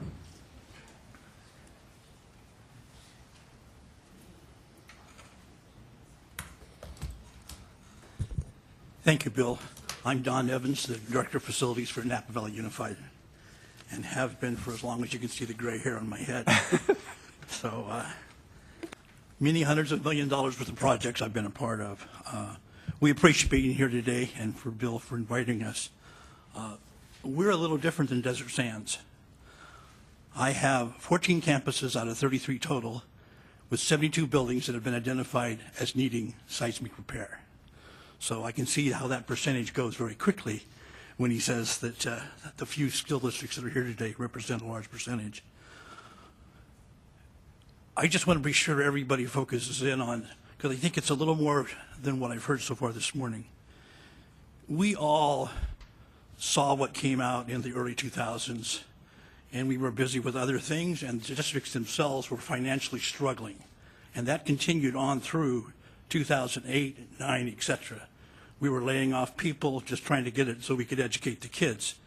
So I think it's important that you not fault the districts for not having moving forward. Remember, we were just trying to educate our kids. And that's where the money had to go into that classroom. So a lot of what you hear today and what you're going to hear from me in just a moment or two relates to the fact that until 2012 or so, we weren't in a position that we could move forward. We were building our third high school at $160 million that we'd asked the local voters to pass in 2006. But once that was behind us, we began to focus in 2012 on this seismic problem that existed in our 14 campuses, potentially, and 72 buildings. And we went to the board. I mean, we went public, if you will, and said that we potentially have a problem here, and we feel we need to address this. So let me kind of go through my talking points, and then I'll answer any questions you may have. But it was important for me that you understand that I think we're no different than everybody that will come here today. There was a period of time there that we didn't have that money. And what bond monies we had were specifically earmarked just to educate the kids that we needed to educate. Though we all recognize that, and as you hear me today, you'll understand how much I appreciate this particular program and its importance. As we got that list from maybe 300, as we've expressed, and it kind of sat on the side and got dusty for a while, when we came forward and said, okay, we're going to make it a commitment, the district did. We hired an architect, we hired a structural engineer, and we hired a geologist. And we said, you know, go out there, figure out what the potential is, let's set a priority, and let's begin to develop a cost plan for this. It turned out that our cost potential, this was in 2012, was estimated at a $20 million problem plus. It was also interesting to us, as has been shared, that 1.3 million of that was just to bring ADA compliance in place. And we all know, and you know you've heard it, and we all cuss and discuss it, and it's something that needs to be done. But it's every time we touch something, the big ADA jumps up and nips us in the butt for more times than we care to admit. Projects that we just got finished with while I come back. The district was fortunate enough during that period of time with the downed economy and the fact that we were building, we got favorable bids. So when it was all done, our competitive bid situation allowed us to put in the bank some money for other facility issues. We took $10 million and said, this is what we're going to use as our matching for the $20 million problem. We were gambling a little bit, but we were hoping that we could at least justify to OPSC on a 50-50 match or close to that. Our projects were not like Desert Sands. They were clearly seismic projects. As OPSC has said, you know, we actually have one project, and I'll share with you a little bit my frustration on that, but it went through fairly clean because it was all a seismic project from the get-go. There was nothing else involved. We're going to be doing other things, but we made it clean. We put a priority in place as to which schools we would go to first. We shared that with the board and with the community. Part of it was the uniqueness of our schools. Some of you may or may not be aware that there are schools that were built back in the 50s that certainly didn't have the CSGS review that we have today. So when we started boring 50 feet into the ground, we found things that were a little surprising to all of us. Especially if you live in Napa and you have the West Napa Fault running north and south, and you've got schools on both sides of it. We put a plan together that said we would start in 2013, and over 3 summers, we would do the $20 million worth of work. We had the plans approved by DSA. A little slow, but I would agree with Desert Sands. It was fairly efficient, but I think it could be stepped up, and I'll indicate what I think I'd like to see. But we got it through in time. It's the spring of 2013. We've got our stamp plans, and we're ready to go to bid, and we start hearing the rumors out there that the governor's going to move the money, there might not be funds available. Napa Valley Unified CBO said, wait a minute. You've got a great plan here, Don, but I can't afford this plan if I don't have the cash flow flowing through the district. I'm counting on the fact that OPSC and the State Allocations Board is going to pay us within the next year after we do that work. Because if they don't, I'm not going to have the matching funds to move it to the next level. And at some point, I'm going to be in the hole and I won't be able to pay the contracts. So we reduced it to just one high school and a portion of that high school and one elementary school. Total cost about $4 million. We went through, we got it done in the window of time that all districts have during the summer. Had a few problems, a few things, but DSA worked with us, resolving those as you do anytime you open up a 50-year-old building, etc. We went to OPSC. They, working with us, got it through. But I sit here today and tell you those projects in the summer of 2013 are an unfunded list. And we did nothing in 2014 because the CBO said, if they can't pay me, I can't move forward. I've got no cash in the pocket. I've got to have that funds. There's got to be a better way to get those funds back out to the school districts because we're counting on that match to keep moving forward. We can't go in the hole to make that move. There's other priorities in the district. So in December of 2013, based on what we were hearing from the governor's office and everybody else out there, and you'll remember that wasn't a good time at that particular time, the CBO said, stop. We notified the architects, the structural engineers, the geologists, stop what you're doing. We got to wait and see what's going to happen with these funds. So we stopped. So that's part of the reason that you see my list, and all of a sudden, stop, nothing's happening. By design, that's what happened to us. We've lost 1 year and a lot of momentum because of that need to halt the project. Napa Valley Unified, as many districts, has many schools that were built in the 50s that we've talked about this morning. But in addition to that, if you know anything about construction and basalt block, basalt is in Napa. You could build anything you wanted to in Napa as long as you built it out of basalite block. I've got 5 schools that were designed with basalite block. They were designed in a way that they're vertical blocks, not filled. Tension rod goes through them on 8-foot centers tied to steel beams. Not one of those has moved in any earthquake. But when DSA today saw that for the first time, the engineers went crazy. They didn't know how were they going to judge how we were going to do that. And we worked with DSA and we worked with the architect and the structural, and they finally came up with a plan, but it took longer than necessary. I'm not faulting anybody, but I'm telling you that is in part why it took us longer, because we had that. The fix, everybody agreed finally, it was a hell of an engineering design, but guess what, it's too rigid.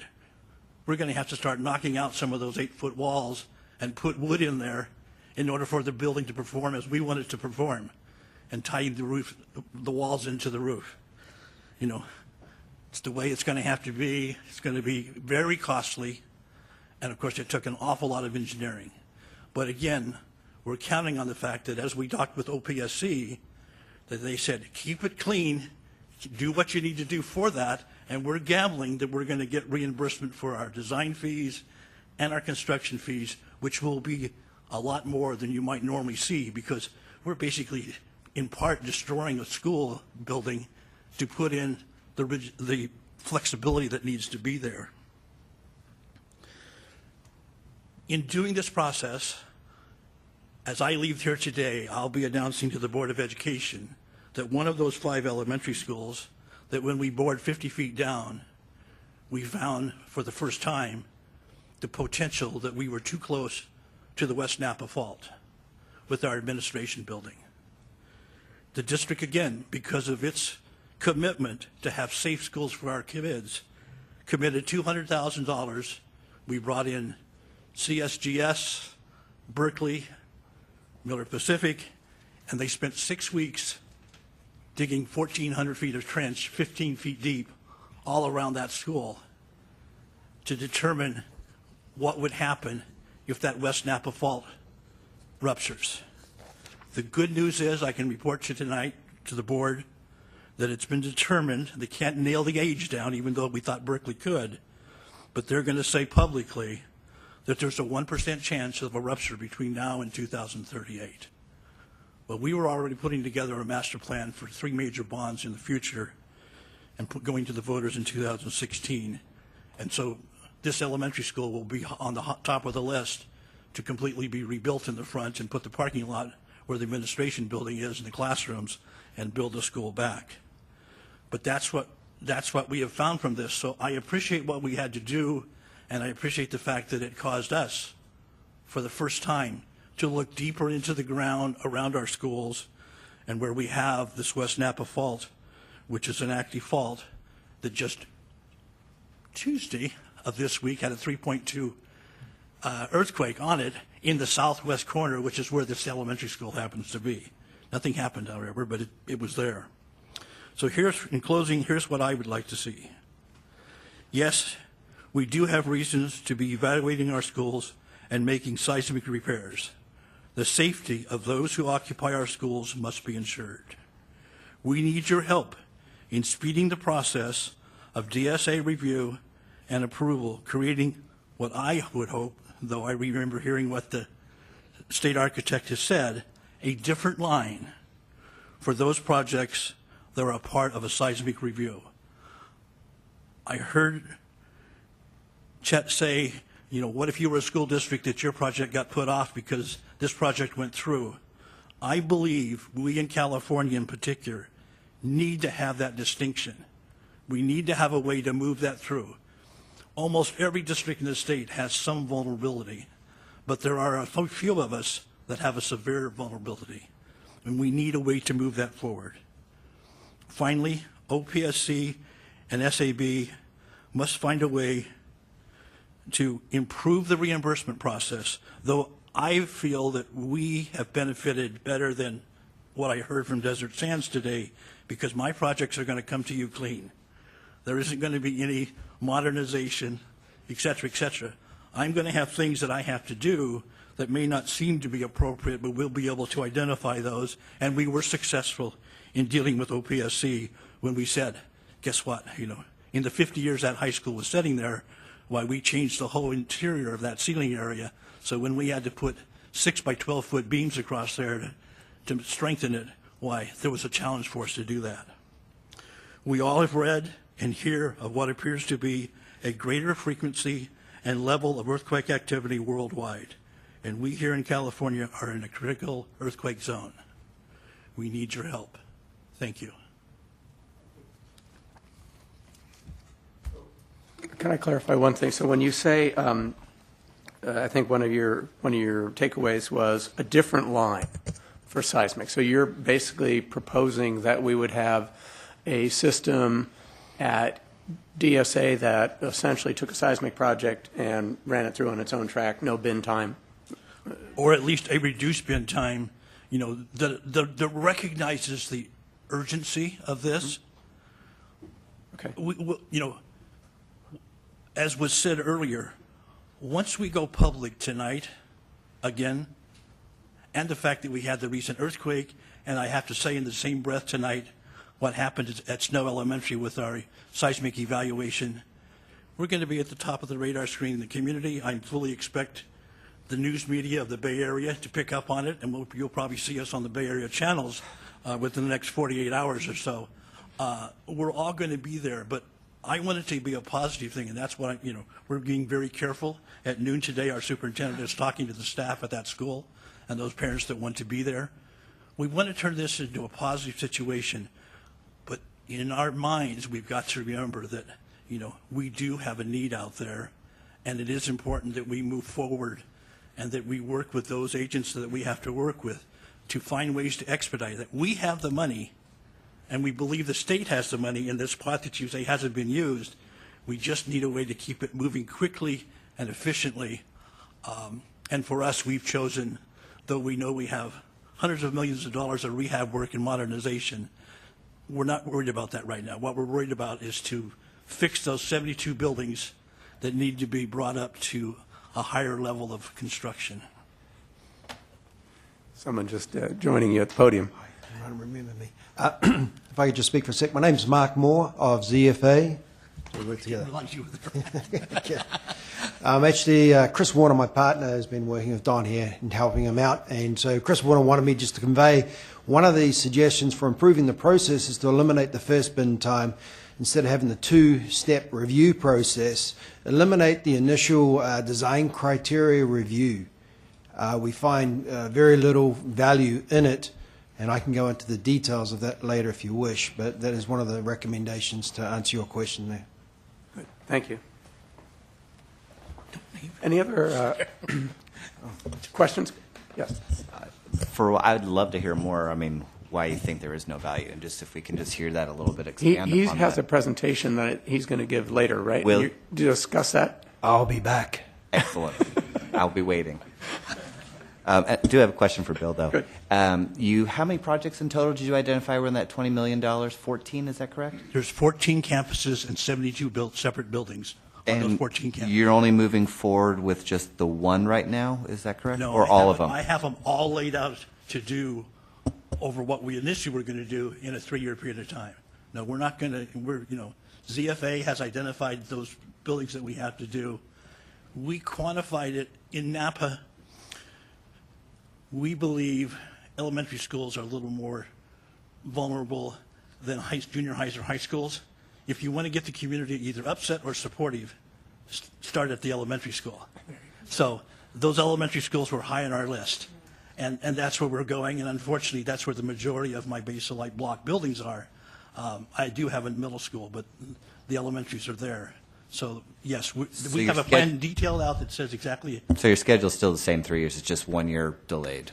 Because Well, we're at 1 year delay right now, but my CBO is sitting at home waiting to hear when SAB is going to give us that money so that I can then go back and tell ZFA and everybody, get back to work. We need to have something ready for 2015, the summer of 2015. Thank you very much. Watch for our agenda on Wednesday, next week, the 13th, when we publish it. When the board takes action on the 20th of August for their meeting, there is an extremely high likely probability that you'll get a portion of that board. Come to Sacramento. That will be good news. But what the boss will also want to hear is that it won't take that long the next time. Otherwise, I'm going to be in the same trouble, just a few more months down the line. We need consistency for a number of years for us to do it. I think many school districts are in a position that financially they're in a little better position to address some of these issues. Can't say what the 6 of us are like, but I know Napa Valley Unified is prepared to take them off your list. You won't have to worry about us if you can just find a way to allow us to move more quickly down the road. Great. It's Mark Moore. If I just add to that on a broader level in terms of the public relations, the communication is a very key thing. There's a lot of rumors on the street in the industry, and as a consultant, I hear of them. And one of the rumors that was floating around is there's no more money. We've run out. So people stop because of that. Or we've gone through the 200 nominal million, and it's not going to be replenished, and we're burning that up. And the districts are faced with, why go down and take this risk? I go out there and I publicly announce I have buildings that have potential collapse mechanisms, and then all of a sudden I don't have any funding source or augmentation of funds. I'm just going to get a black eye out of this. So there's a huge fear factor out there which can be helped through communication, outreaching, keeping people appraised about the successes of projects, etc. Great. I really appreciate that. Thank you. If I don't see any other comments, I'm going to declare a 5-minute break. Thank you.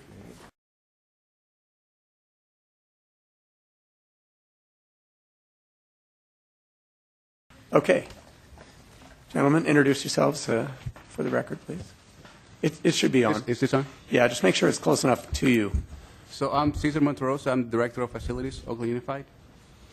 Hello, my name is Mark Moore, ZFA, a structural engineer.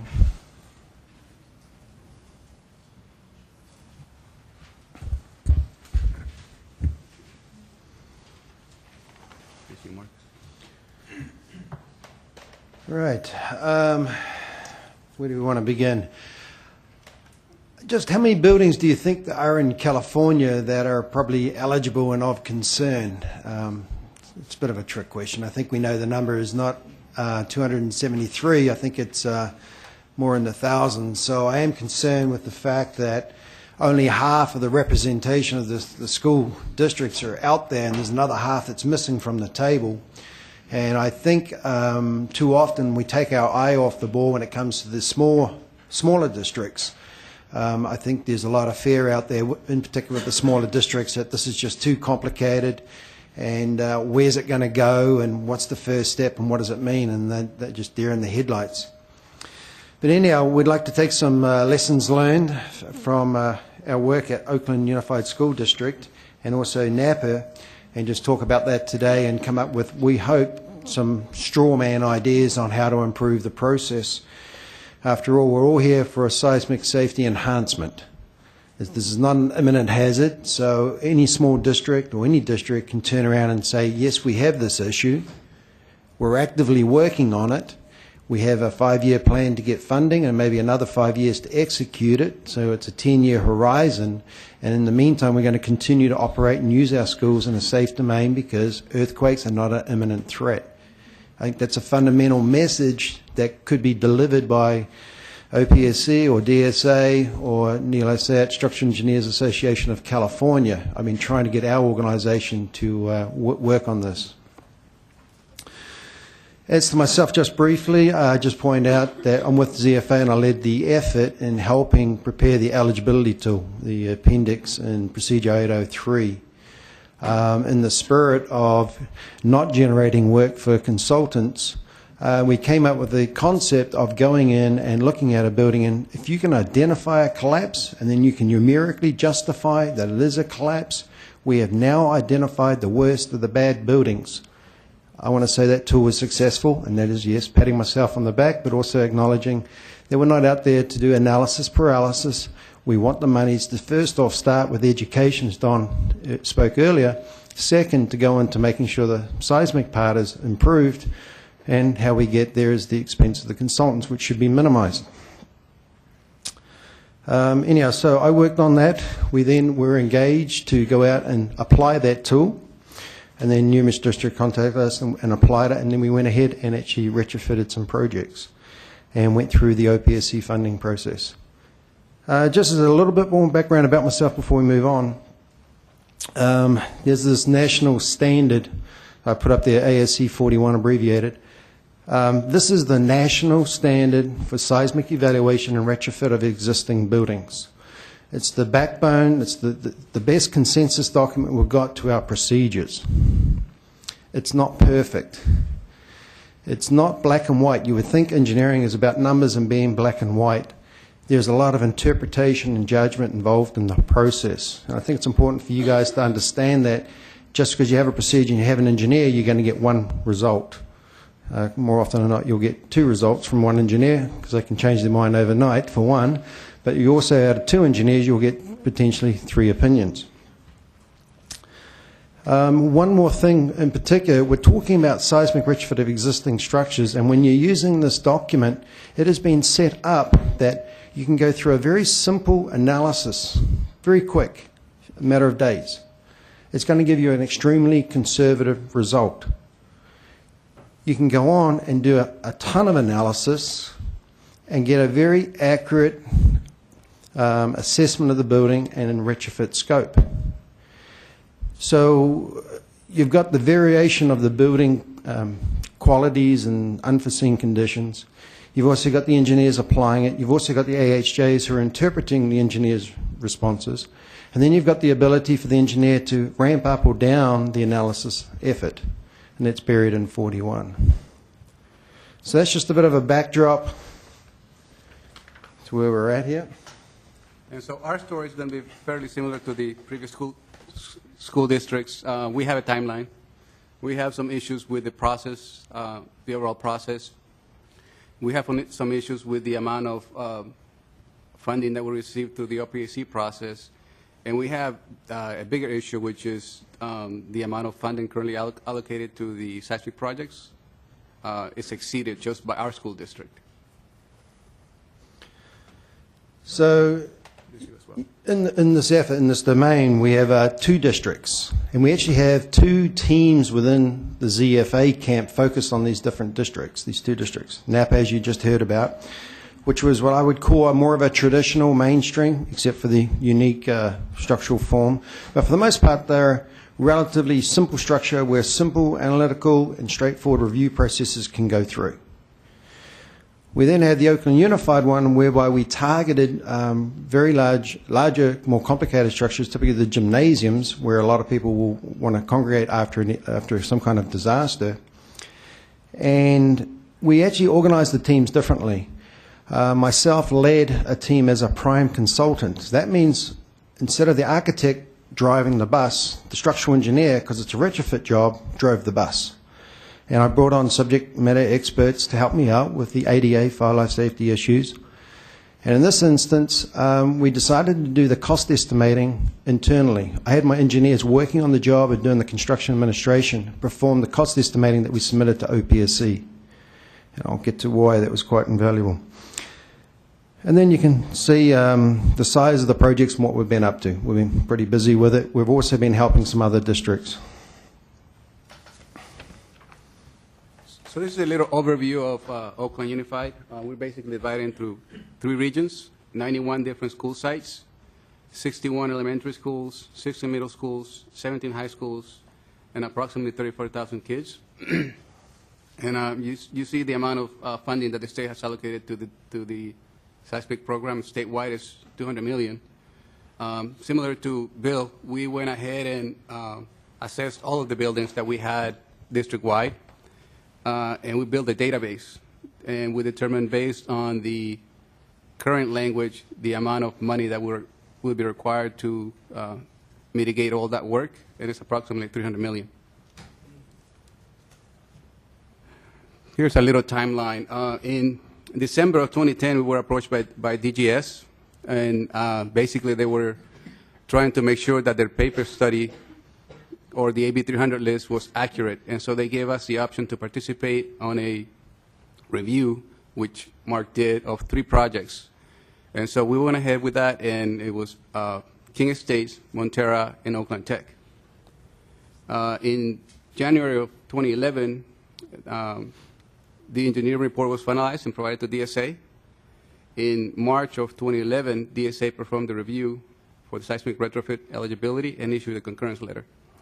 Basically, from the time that this concurrence letter was put in place, the district had to mobilize because, as you are all aware, the AB 300 list has this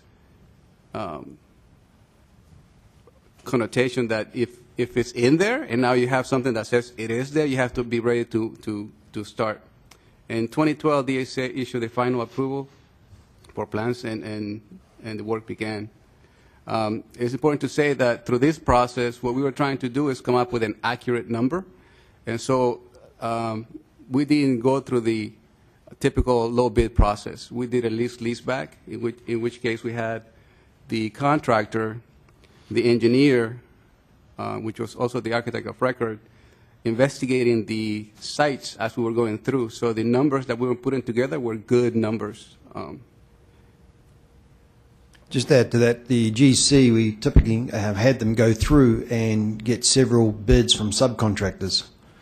And so in July of 2012, we submitted the 3 applications to OPSC, and this is where the fun began. I have a little slice that speaks more to that. In March of 2013, the unfunded approval was provided by the SAB. And in this year, we closed the project with DSA. So this is the fun part. The first slide is The blue represents the 100% cost. 50% of that would be the red, if we would receive the full 50%. So to the district, the total cost was $10.2 million for the 3 projects. If this would have been funded at 50% by the state, it would have been 5.1. We went ahead and submitted the actual numbers to OPSC of once eliminating all the other non-eligible costs of 8.9, we would receive 4.5. This was rejected by OPSC. They need to have estimates in order to proceed with the application. So we went ahead and redid our work and came up with an estimate, fairly detailed. It was about 300 pages to try to justify the cost. And we came up with an F4 cost based on difficulty associated with all the work per sailors. They rejected this number and gave us an F2 rate, which would have been 4.4 million, essentially giving us 2.2 at the end of the day. At the end of a 4-month process, we ended up settling on an F3 rate, which was 5.8, and giving us an end total of 2.9 million. And so all this to say is that had the district not had local funding for these 3 projects, more than likely the high school right now would be closed. The gym for the other 2 schools would be unusable. And so this allowed the increased costs associated with the complex building types to underfund projects. This differential disregards the specifics remediation costs of the buildings and the health and safety standards approved by DSA. So what follows is a set of images which we provided to OPSC in order to make the argument that the associated with the difficulty of the work. And so as you can see, the actual retrofit is fairly simple. It's bolting a steel plate to the wall, connecting the wall to the ceiling diaphragm. But to do that, you have to be up in the air. And in this case, we had to remove the bleachers from the gym, cover all the surface areas underneath, and then do the work at that height. At King Estates, it was fairly similar. Got into a lot of conduit, existing finished work, just to try to get to the structure. Essentially, we're demolishing portion of the building to rebuild it. Or so here's another one. You can see the steel connection behind the water line, and a few more conduits, and behind some wood framing. This is also at King Estates, and this one was required for us to put a spread footing next to the existing footing, and it was located between 2 buildings and across or underneath a covered walkway. So we had to remove all of the pavement and trench around the perimeter of the building. Most of this trenching had to be done by hand because, as you can tell, the tight space and no heavy equipment could get in there. Oakland Tech, fairly similar. You can see the actual retrofit is fairly simple, but to get to it, you have to work in tight spaces and up high spaces. This is what eventually looked like, connecting the wall frame to the existing roof diaphragm.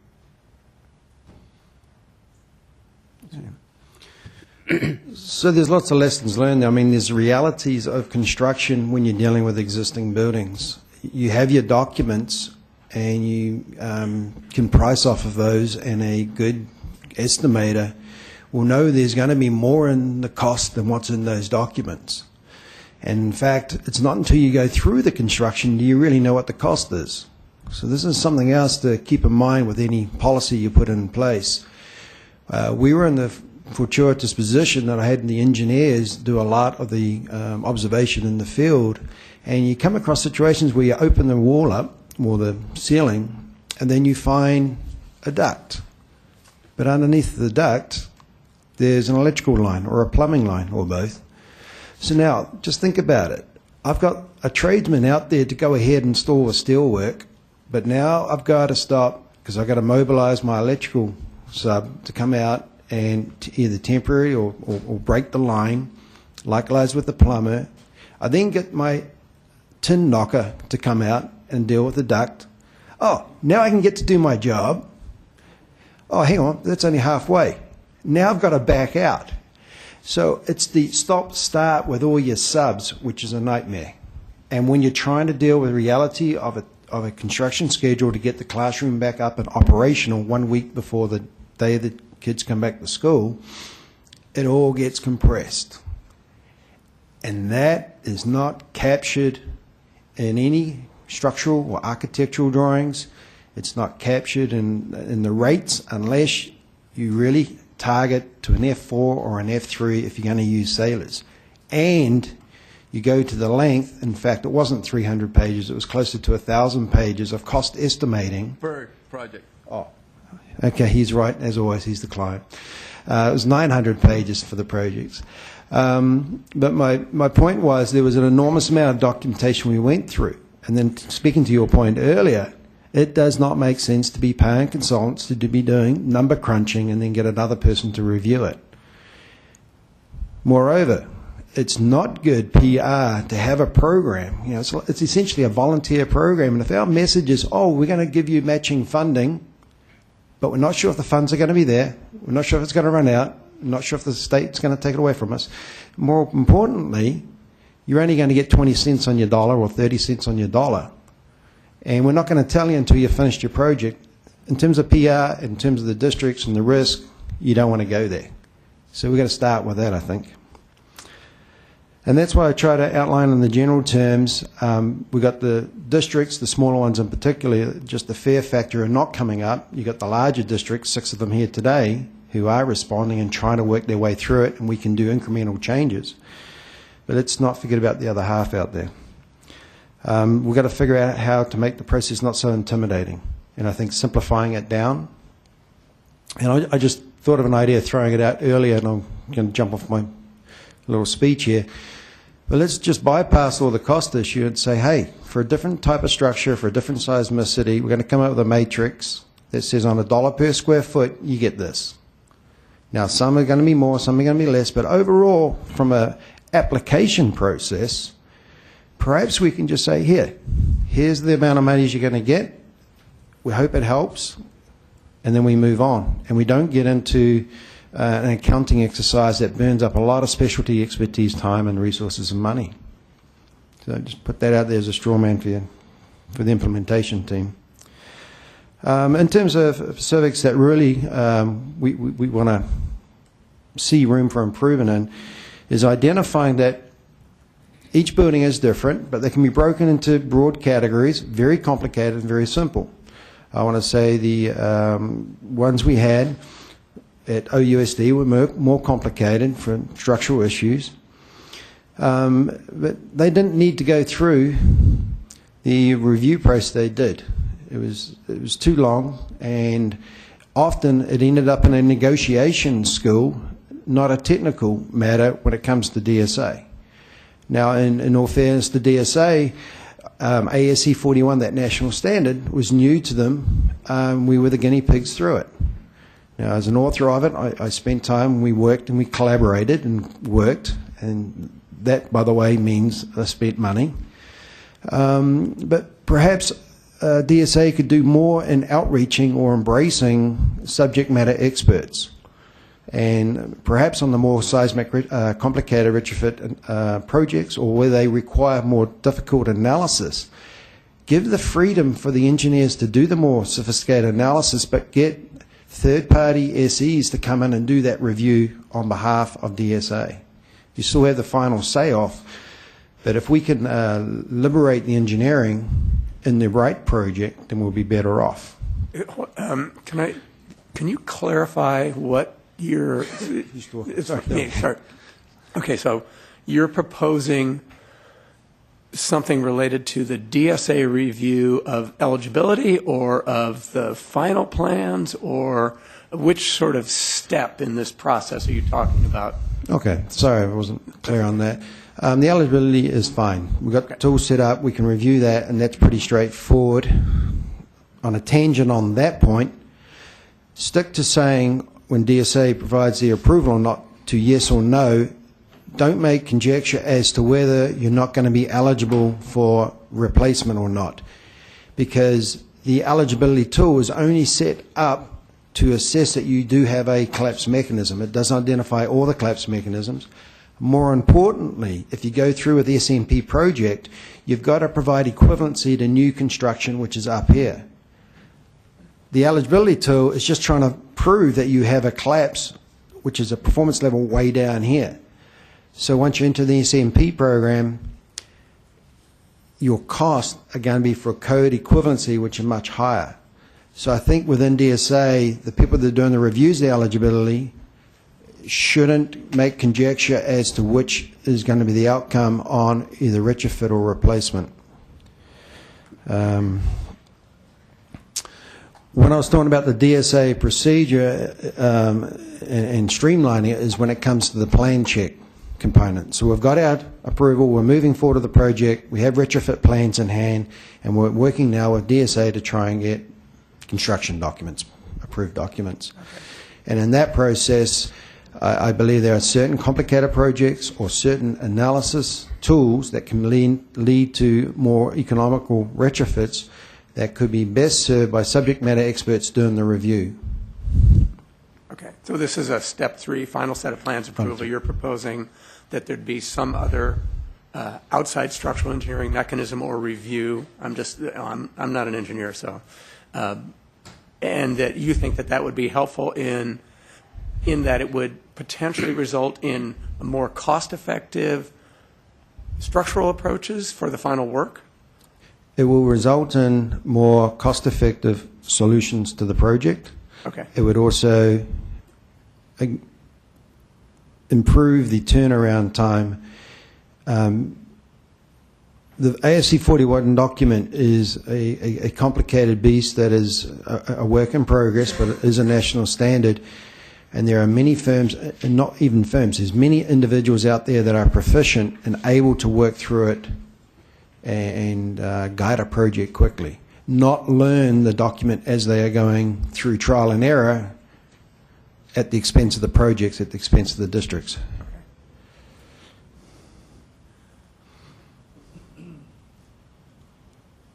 All right. I think you spoke to everything. Yeah.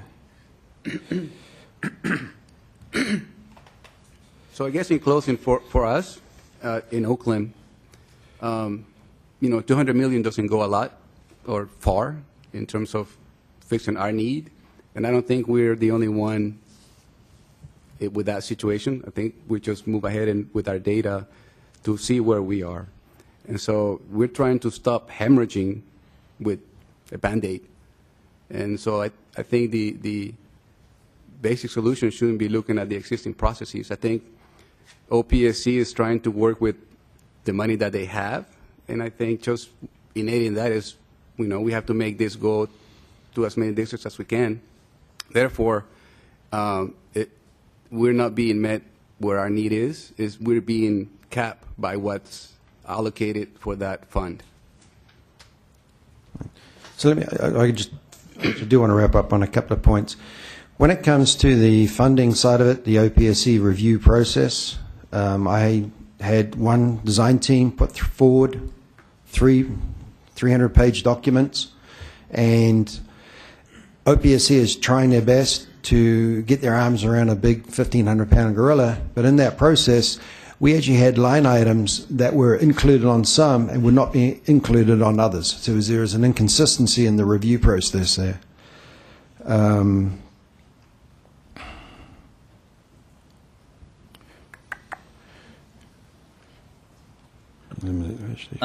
Part of our main goal here was to move projects from step 1 to step 2 and step 2 to step 3. As far as I know, Oakland doesn't have any more projects in any part of the phases at the moment. Do you plan to soon, or are these the challenges to get you to go into step 1? So we do have projects that are currently on hold.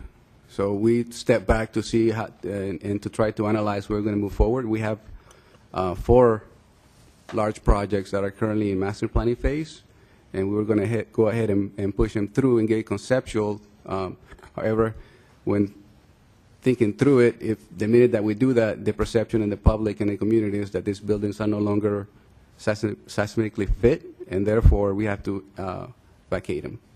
I just want to be clear, you don't have any in process, We don't have in our process. we don't have currently anything. You've got in DSA. five buildings that have been approved, and you have nothing else going at this particular point with DSA, no. All right. We identified 74 buildings that we want to do work I to. understand. And we have answered but 3. We're trying to figure out why projects are not being submitted and going through the process, and through step 1, 2, and 3. And that's what we're trying to figure out at this particular table right now. Right. One last thing on the cost estimating, what we did to expedite that, instead of putting forward 2 sets of documents, there were some minor upgrades that made sense. There's a lot of deferred maintenance with these districts. What we did is on the documents and parenthetically put non-SMP. So we tried to set the stage, and it was well received by DSA, and OPSC thought that was useful as well. So I think that might be a simple thing there if you're trying to do some sensible upgrades on the way through. Just a simple note after the item can help. Great. Any other comments, questions from the panel? Excellent. Thank you. Very much appreciated. Hey, Fred. Fred, could you go turn that projector off? Just hit the power button once. No. Thought you worked at the Department of Ed.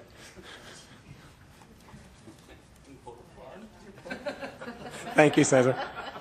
All right, can we have Garden Grove?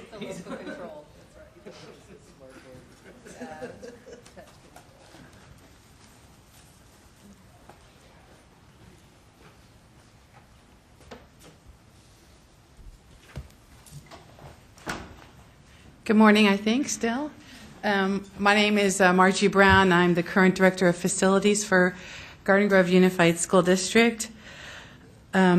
We actually have some projects in various phases with DSA OPSC, and I'm here to address those. But I'd like to kind of take a step back and answer a question that Lee asked earlier this morning, first thing this morning, which is, why don't districts participate at all?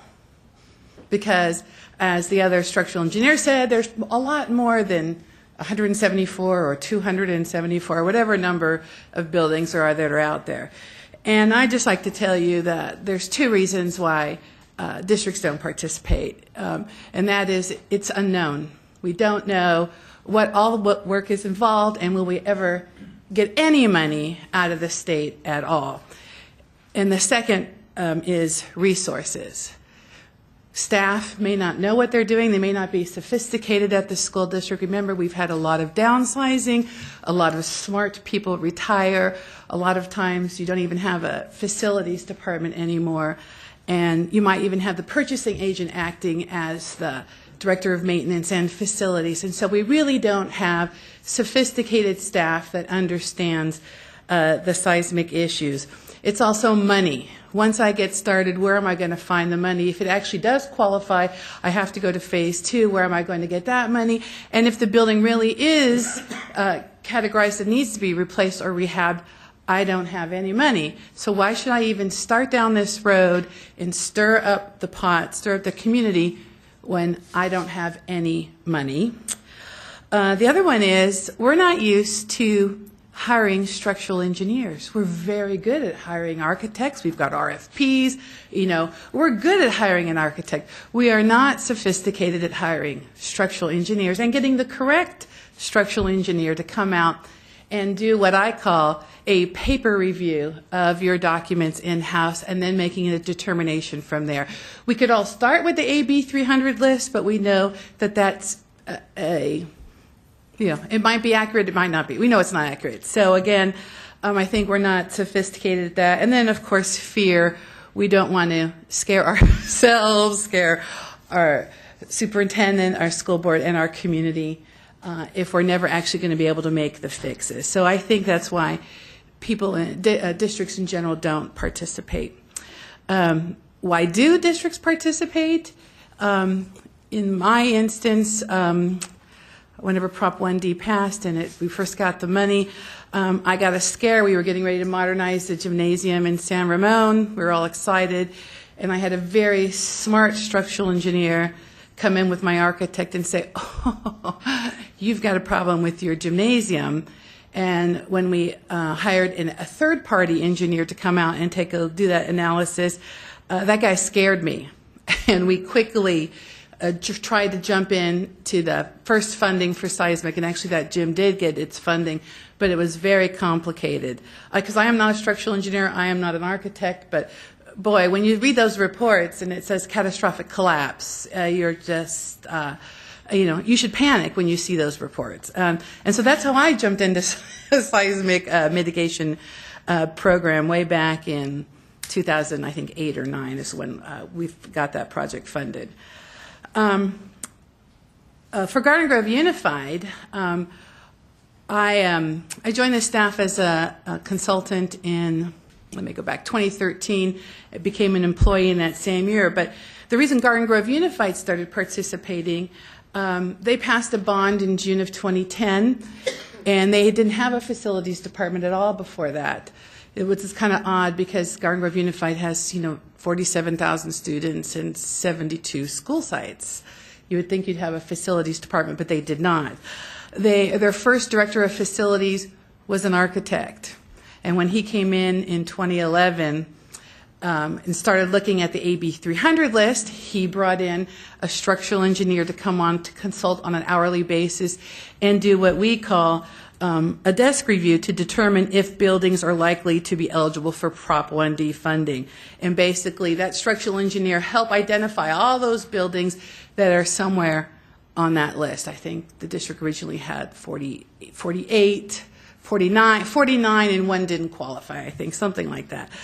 And so that's, so the reason why Garden Grove's in, because they had the right staffer who was an architect who said, we need to look at this. And he brought in the right structural engineer to say, yes, here are these buildings. And the reason why it worked for Garden Grove Unified, they started with the AB 300 list, crossed them off right away. But then there were other buildings. Garden Grove has a lot of sister schools, identical schools, maybe a little bigger, a little smaller, but the same structural components. And so we knew if one of the buildings met it, all the others did as well. And that's why we have so many MPRs or so many gyms, because they're built identically. And so that's why we have so many projects, and that's why we participated. But the issue was, when I came on as a consultant, I said, look, if we keep pushing these forward, where are we going to get the money to repair all these buildings? Why are we pushing these forward? We need to prioritize. We need to figure out which buildings either house the most students or have a bigger catastrophic risk than others. And that's what we did in Garden Grove. We did a triage process, and we said, which buildings are our highest priority in the district? And we had 4 buildings at 2 high schools that were about 105,000 square feet at each high school that were built out of lift slab concrete construction. Very, very scary buildings. And those became our number one priority. We also knew we couldn't repair them. My structural engineer told me, you're not going to be able to repair these. You're going to have to replace these. And so we started down that path with those 4 projects, and all other of our projects were put on hold. So we've got 44 applications at approvals, either in phase 2, some might be going to phase 4, and all those were put on hold to focus on those 4 buildings at 2 high schools. And I brought a little list because, I talk about resources. Maybe you can I put you to work there? Thank you. To date, the district has spent $3.2 million, $3,224,646.25 moving their 49 projects forward. Of course, 2 of them, 2 of the school sites, or 4 of the buildings, are actually in DSA, getting hopefully a stamp very soon. But it's a lot of money with no promise of ever being able to replace those buildings or rehab those buildings. It's just very, very expensive, and we don't know if there's ever going to be a payoff. So one of my recommendations is that if I do a conceptual approval, which OPSC was great at when we put our projects through, but if I get a conceptual approval, I'd like you to give me a reservation of funds, like a charter school, like a COS, right? I qualify. You guys all say it's dangerous. Everyone says we should do it. Give me a reservation of funding. Garden Grove is lucky. We had passed a bond in June of 2010. We could take some of that bond money and use it to at least design what I call the highest priority projects, those 4 buildings at the 2 high schools, and that's what we did. Most districts don't have the money to do that. They do not have the money to move these projects forward.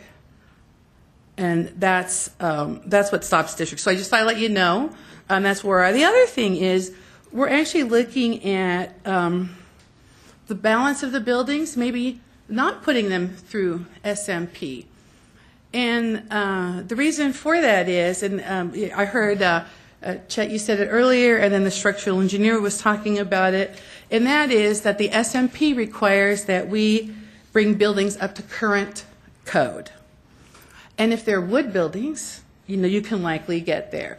But our concrete and steel can't necessarily make it. And what ends up happening is we end up paying a penalty. We end up having to do other improvements that aren't really necessary in order to meet ASC 41. And so it's wasted money in our structural engineer's opinion.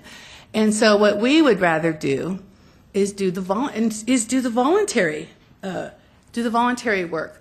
And I'd like to see OPSC and the SAB help us do that and help us with that money. I think currently right now under the voluntary seismic upgrade, you can pick any building code to upgrade to and do the little attachments or do the little fixes you need.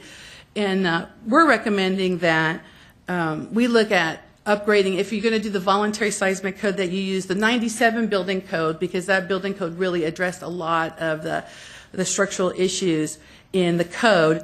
And then when it's all said and done, you hard bid it. You don't lease back it. You hard bid it and let OPSC give me 50% of the construction cost, so you know it was competitively bid. So we eliminate cost estimates. We eliminate all the issues and all the time-consuming things. Come up with a minimum fix under that 97 building code and let me go and fix my buildings, because isn't that the goal? Isn't the goal to make the building safe? And that's what I would like to see happen with the program. So hold on, Margie. Sorry. There were 2 recommendations embedded in that last paragraph, right? Sure. First of all was that the state, well, the reservation of funds is separate, but you were going into this question of voluntary seismic upgrade. Did I hear you saying that the state program should fund voluntary seismic upgrades? Was that part of what you were saying? It absolutely is. If the goal is to have safe buildings, the state should fund the voluntary program. And then I also heard, just embedded in there, and make sure that's what I mean, that you were proposing that the funding be related to the actual construction cost. That's right. So in other words, so that you would go through a project that was the minimum work required in a voluntary seismic upgrade, and that you are proposing that the funding be based upon the actual construction cost, not a cost estimate. That's correct. What I heard you say? That's correct. I just wanted to clarify, so we got, okay. And that's correct. And that way, we all take advantage of a good bidding market, and we all pay the cost in a bad bidding environment. So, because the recommendation earlier was give you $1 per square foot or something else, and I think the real issue is, there's always winners and losers in that methodology, right? Somebody makes money, somebody doesn't make money. But again, I think if we set it at the 97 building code, so that way we trigger the ASC 31, and then we say, look, it's 50% of construction costs, that's what we'll give you, but you've got to bid it. And the reason for it is you lease back it, you don't know if you're getting competitive prices. And that's what I'd like to see happen, because if I could do that, I mean, we're going to probably go down the voluntary seismic program. We're probably going to go down that path because the SMP for us has 17 steps, where the voluntary program has 7 steps in it. I have a little cheat sheet for you guys as well to show you what we do. The other thing that Garden Grove hasn't done, here's another one. We haven't done a complete desk review. And what I mean by desk review, your structural engineer comes in and looks at your as-builts. He looks at the buildings, he looks at the structural, and he says, maybe, maybe not. Good, bad, good, bad, good, bad. And then from there, he does a site visit, takes a look at it, and then determines whether or not we need to do some work at those buildings or at that site. And so we still haven't done that yet. We've got to set some money aside to do that. It looks like Oakland has done it, but we haven't done that yet at Garden Grove. And we've got 49 buildings just based on AB 300 and sister schools in Garden Grove. So again, it's very, very complicated. I know it sounds simple, but it's not. You've got to have the right person in your facilities or maintenance department. You've got to hire the right structural engineer. I really don't think architects should lead this, because it's really all about the structural engineer fixing it. You will need an architect, though, because you still have to do access compliance and fire life safety. So you will need to use an architect, especially to submit the plans. But again, I think it needs to be led by a structural engineer. Right. So, Chet, can you help enlighten us just a little bit about sort of the difference between the requirement under the Seismic Mitigation Program to bring the building up to code? And this is just me talking. Jim, you can come and help too if you want. and how, what's involved in a voluntary seismic upgrade, sort of how those two processes are done. Yeah, be very helpful just to clarify it for me, because we've heard this before. I've also passed out a paper that was written by Ron LaPlante. It was given at a 2012 convention, and I've highlighted a little section where he says that, or perhaps it's more economical to perform a minor renovation and perform a voluntary seismic strengthening to increase usefulness of school buildings. So, and in here is his paper on that process. Just to clarify, Ron LaPlante is part of DSA, based in San Diego, for those that don't know. Yeah, he's cited on here. You're given credit. Oh. That's good. Got it. Okay. And he's been a great help to us as we try to figure out this program. Well, Ron is a great guy, and yes, I don't know the paper you're talking about specifically, but so I can't really speak to it. But, thank you. So just to clarify the question specifically, Bill, it's what do we do from? If you could just rephrase your question specifically. Well, what I'm hearing the district's representatives say is that but the complexity of the seismic mitigation program and the requirements to do a full upgrade of the building to meet current code, it creates more cost and more complexity, and that they're comparing that and looking at the program saying, why should I do that when I could do a voluntary seismic upgrade, take care of the identified life safety deficiencies, and walk away with a lot less money and still have a safe building? Did I summarize that okay? Okay. So how do those two things compare to each other? Why is it required to bring the full building up to code under SMP? What are we getting there? And just kind of some stuff like that. The question of why, there may be others in this room that know the answer to that even better than I do. The question of why I understand is that when this program was conceived, it went through great debate as to whether or not, what would be the level that buildings would need to be brought into compliance. I understand in 2006 that was a great discussion. 2011, this committee, if I'm not mistaken, actually had a substantial discussion about this very same issue. And it was decided that for the purposes of the expenditures of state monies, that the minimum requirement was to make sure that these projects were brought into full compliance. So There may be some other language that can correct that, but I believe that to be true. In terms of the differences between the two, voluntary seismic upgrade, as defined in the California Building Code, has a relatively open criteria, and it could be targeting just a very specific connection. It could be targeting any one element. You may have 10 elements in a building that need to be fixed, but you only have the money to fix one, so therefore you go after just that one. In terms of the level of strengthening, it is not trying to convey that the entire building has now been brought into a level of safety or life safety. It's just really targeting the specific topics and elements that you want to target. So voluntary has a wide range to what you can and can't do with it. Great flexibility. Full compliance does require a significant amount of work up front. You can evaluate a structure to high-level methodologies, and there are different methods to do that, even within our national processes. There's a level called the ASCE 31.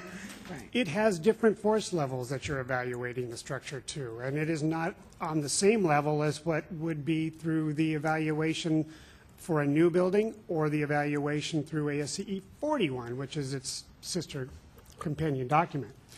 And so when you do these early assessments of a building based on different criteria, you're going to come up with different items that are needed. And that's one of the reasons why when we're looking for establishing eligibility, we've relaxed the requirements to just say, show us you have a deficiency, and we're going to allow this building to be eligible. If you're going to go to a rehabilitation, our next phase is a step where the design team goes through and assesses the building to that higher level and comes back and identifies that we're going to be, here are the deficiencies now at a higher level. And so Jim, if you can step back for a second, because the question was pretty specific. It was, what is the difference between the voluntary and going through SMP? And the example that I gave at the very beginning on a voluntary, if you've got a tilt-up concrete building and you know that the connections between panels need attention, you can go in and correct those panels without touching anything else in the building. You can make that decision.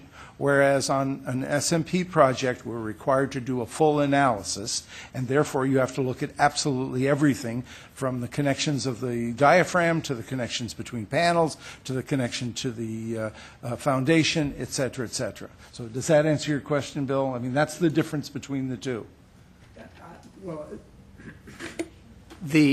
one of the issues that comes to mind is we've been talking a lot about the minimum work required. And I know we've been talking about it in a different context, but if you put it into this context and said, if you've identified a set of deficiencies that's causing a life safety hazard, the minimum work required would be just to fix those deficiencies. Yes.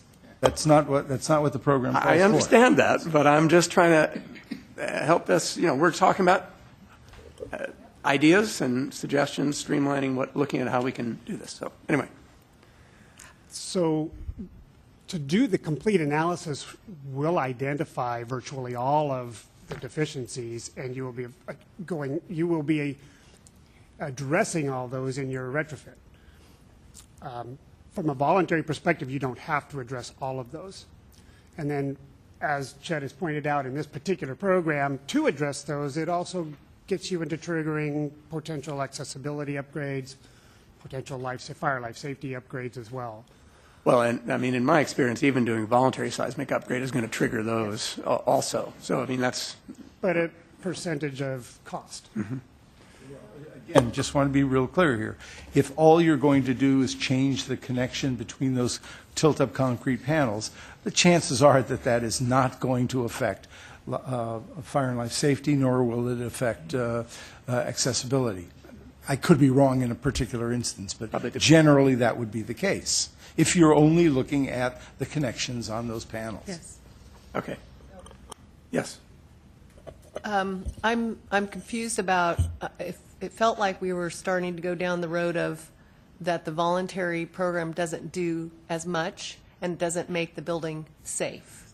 And it's only hitting certain things, which I think that's not what I see it as. It's more like, do I want to go get state funding or not? I'll do my structural engineer report. It can identify all the different pieces of it. I'm going to go back to a code that is going to, my architect's going to identify whether I have to do certain things. I'll go through DSA on the things I have to go, but on the seismic stuff, it's not necessarily, we're not saying we're doing less, right?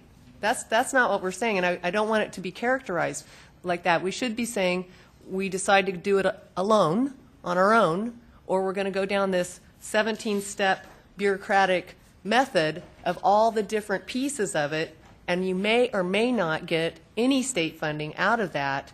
Eventually, you'll end up doing, if you have your own funding, you're going to do the same thing. You're going to do the same project, basically, right?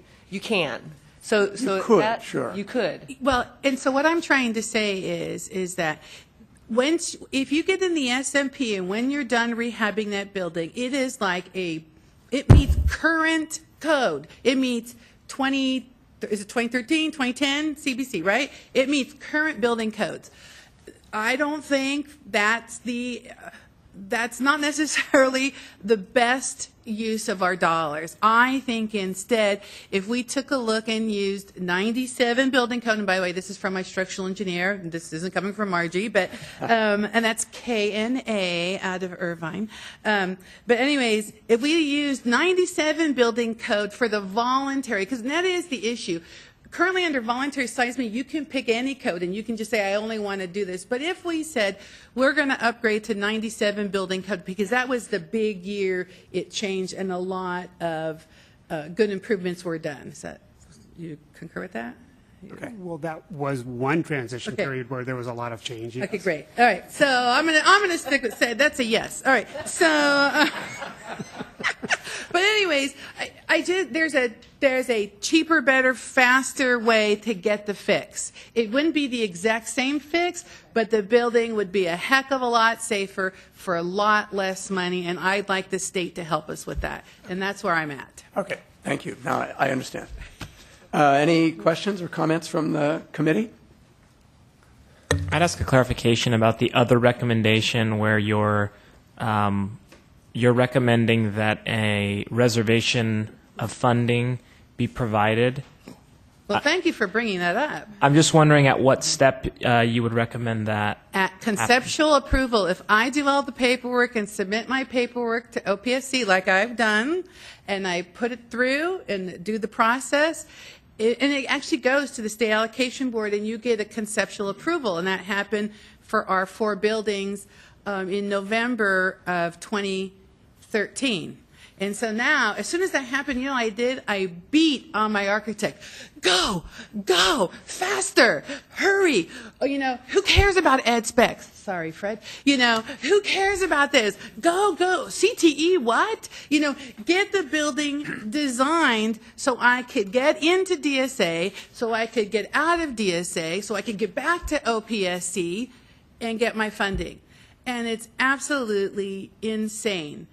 I mean, it's insane the way we're doing it, because we're making a mad dash for this money and we don't even know if it's going to be there. And by the way, if it's not there, I can't build the buildings, right? So what am I going to do? I've got beautiful plans, by the way, which will only be good for up to 4 years, you know, and I can't build the building, right? So again, the reservation of funds is what we need in order to say, okay, the state has committed to reserve those funds for me, and I've got 18 months to get back into OPSC and get in front of the SAB, and that way we'd know, and we might actually be a little more thoughtful in some of the things we're doing, but right now we just, you know, we just push as fast as we can. The other problem is we are dependent upon the workload at DSA. You know, on the DSA 10, when you say what priority is this, I created a new form in red, it's the SMP priority, you know, and check that box. All right, well, we heard that recommendation earlier. Did you? so, Okay. yes. So, anyways, it's just the reservation of funds would really help districts take that risk. It'd take a little less risk off the district. We still have it all, but knowing that the money would be there 12 to 18 months from now is really critical for people to even start down this road. Great, thank you. I guess reservations funds make sense, timelines need to go with it. At the same time, will that prevent other districts, if they look and see that these funds are all tied up for 18 months, well, other districts decide, okay, I'm not even going to try again. So I agree there needs to be something. I just worry about how that's going to be perceived. Same thing on some of the unfunded things. When we see a list together, we see those funds tied up for 18 months. It's just a thought. Well, I mean, one of the corollaries to go, it's a good concern, a corollary to that may be, do we have any data, or is it the case that a very high percentage of conceptual approvals go to perfect their projects? I would assume so, but I don't know. And yeah, we could. Well, no, I mean, I'm assuming that they do, that's a sign of a pretty good commitment if you're going to invest the money to get 2 steps through the process at DSA and go to the board and seek a conceptual approval. You're probably highly likely to go forward, but I don't know whether we have any data about how many perfect. Well, we have data. I don't have a statistic for you, but there are a larger than normal percentage of conceptual approvals that actually never come into project with plans.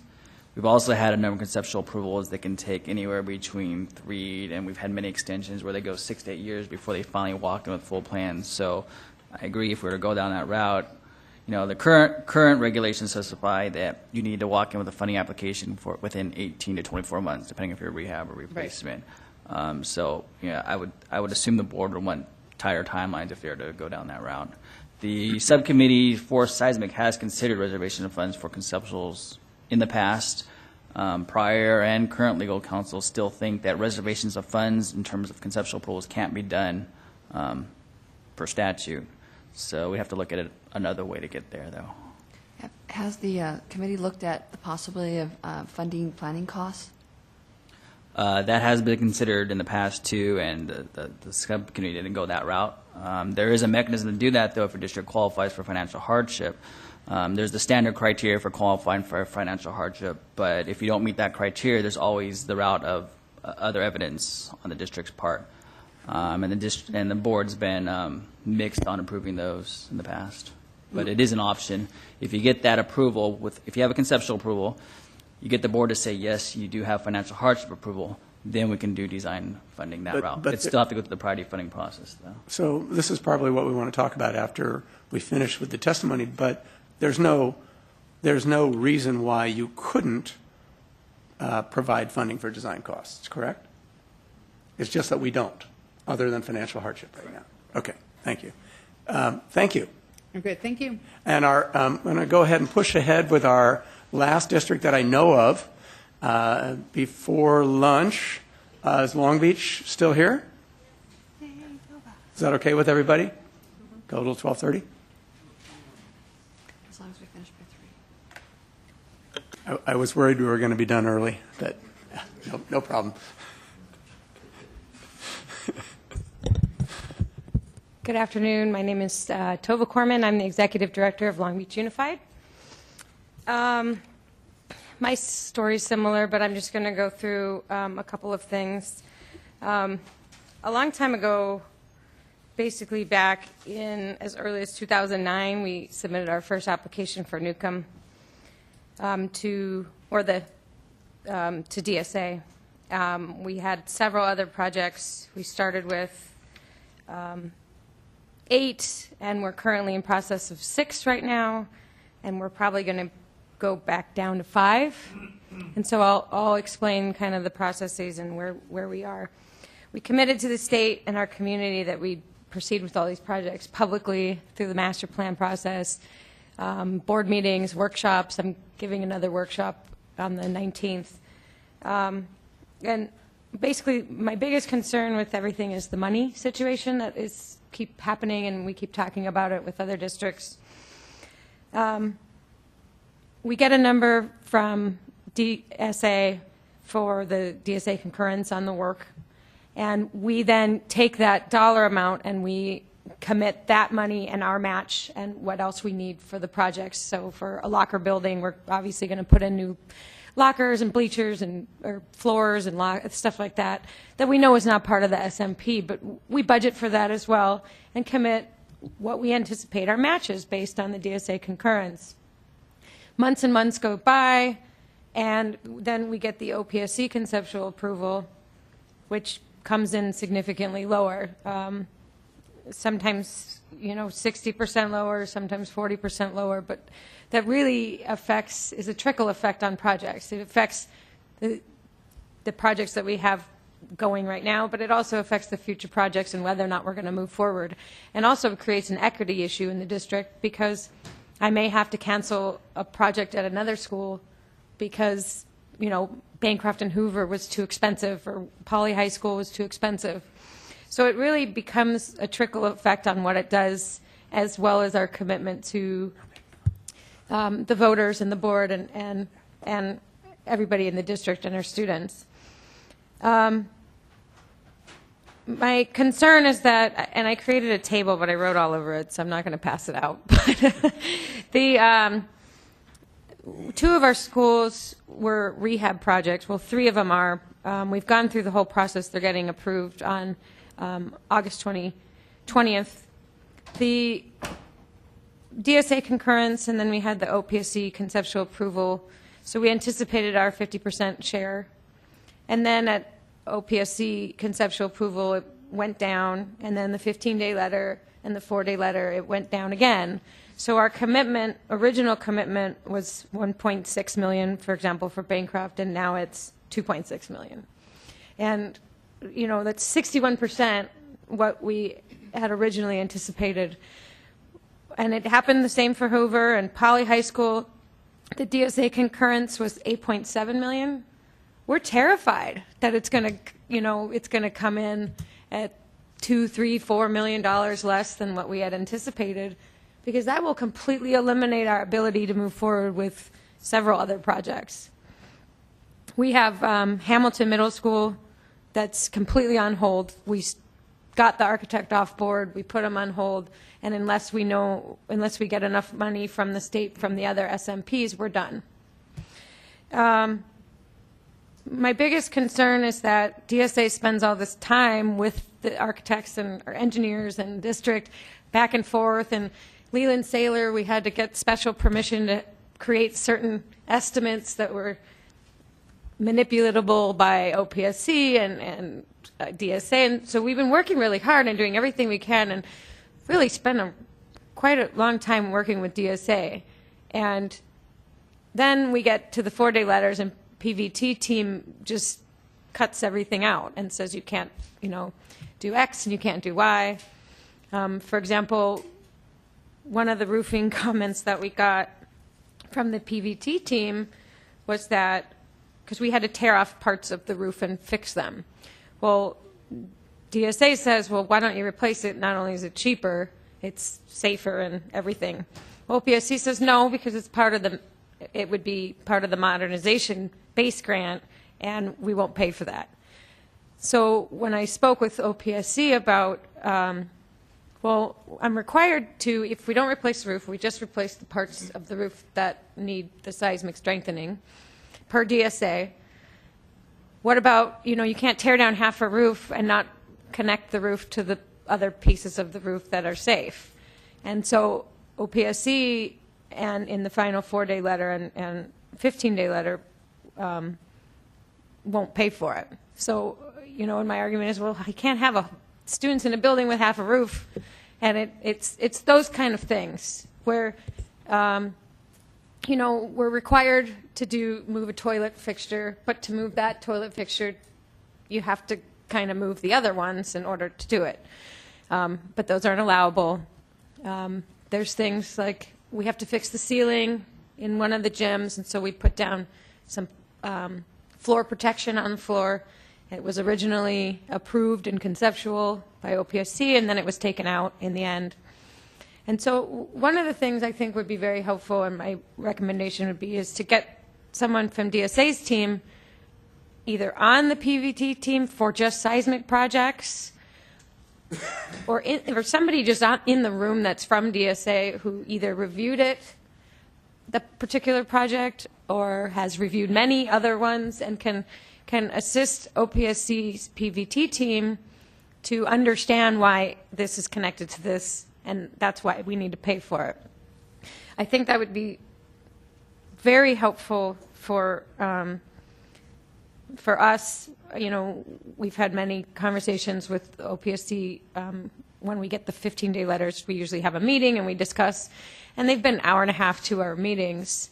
And I think having a third-party person in there, an expert who originally, you know, we trust enough to give us the DSA concurrence in the first place, I think that we should continue to trust their expertise in verifying the dollar amount.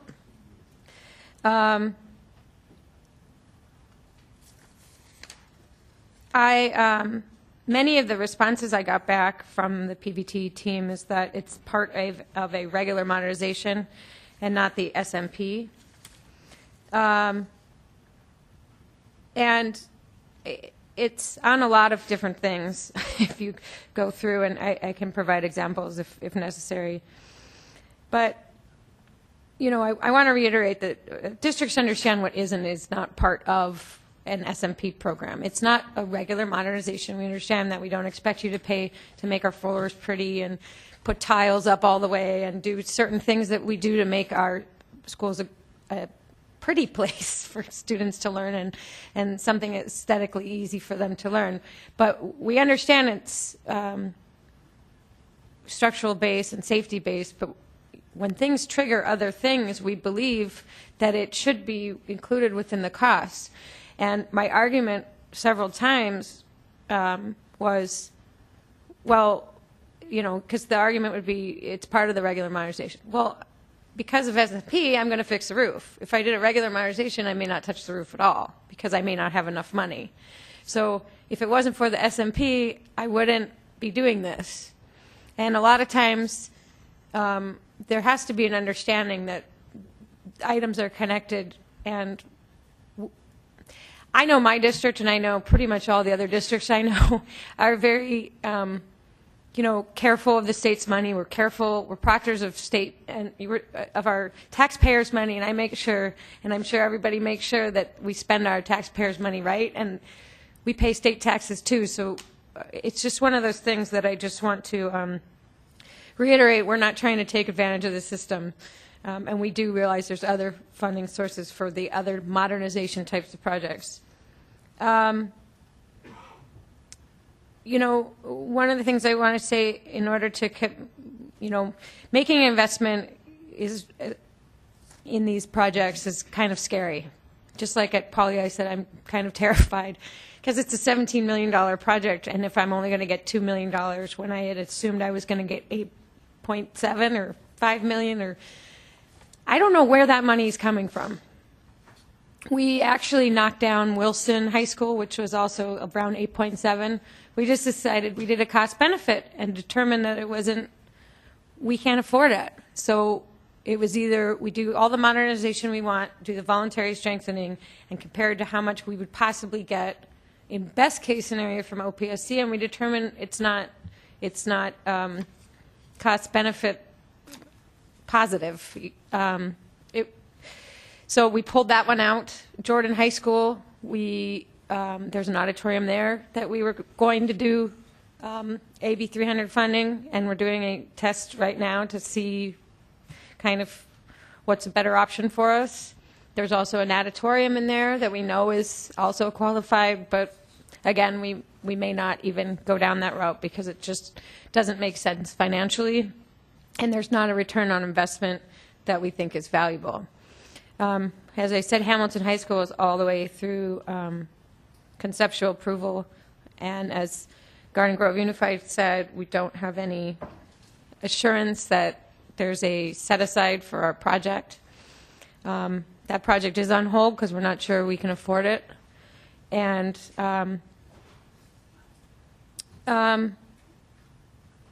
so I would also recommend the guarantee of funding, or at least a set aside, even if it was time restricted, 18 months or whatever, 2 years. You know, I want to thank DSA because they really have worked hard on a lot of these projects, and I would like to see them more involved, at least working with, not the eligibility part, but just the PVT, because it really is. And even if it's on our side helping fight OPSC to get a better explanation, because we have our architects and we have our structural, and we meet privately and then we meet with the OPSC team. But if they could only see the experts' side, and I think that would be very helpful. And, you know, everything else is pretty much a repeat. Not that that wasn't a repeat, but you know, I just want to say that we would like to participate more. It's just, it is very difficult. I've already spent over $1.5 million on a couple projects, on 3 projects, and I'm not willing to commit more of state resources or my city and taxpayers' resources in a program that it's not going to be cost benefit. That's why I kind of pulled out on Wilson, and we'll probably be pulling out on Jordan as well. So I hope to see the program be kind of shaped up so we can make sure we can get the investment that we want and the goal of the program in the first place. And I'm here for any questions if anybody has any. Thank you. Tove, have you done any SMPs outside of a modernization program separately? Standalones? Well, we've done like replacement buildings. No, so you just an SMP project. Yeah, that's all we have done. We haven't done That, the only tied one. to modernization? Bancroft and Hoover is just SMP. Poly High School is just SMP. Wilson was just SMP. Hamilton Hill. Oh, okay, because when you said it was deemed to be part of the modernization That was work. that was the reply I got. What from there was PSC. no modernization project, was there? No, correct. Oh. But that was the reply I got from. Oh.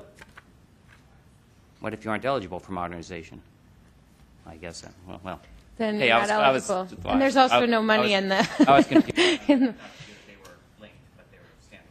Yeah, they're all standalone projects except Newcomb. But the comments I was referring to say in the PVT comments that it's part of a baseline modernization and not part of a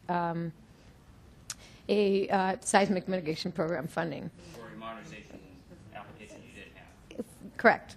And then there also was a couple of comments that I thought were interesting, which I think my suggestion would help, that they said they could not verify that it is seismic related and it should be a cost. So I think, and that was several times that it was brought up, you know, the sheets are very, very long and complicated.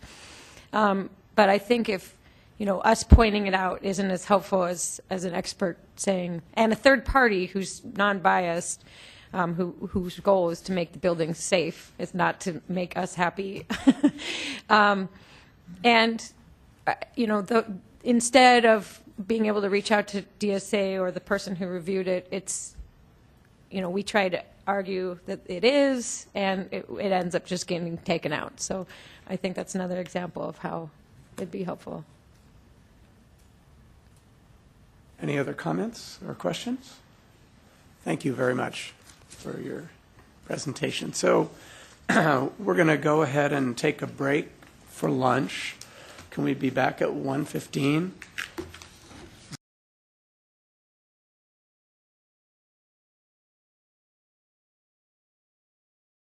Good afternoon, everybody. Oops, sorry. I'll move back a little bit. Now, if you've showed up for the afternoon session, it means you really care. You're hardcore. Okay.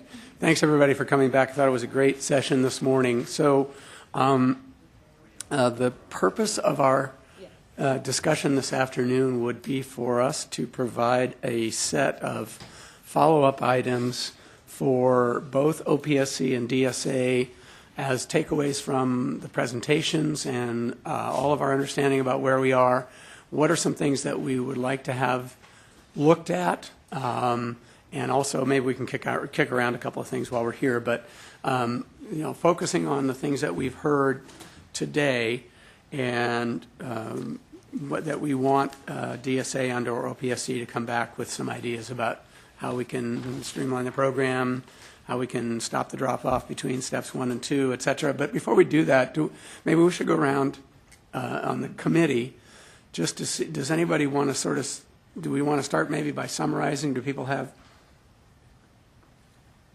Go ahead, Michael, you want to? You want me to summarize what I have?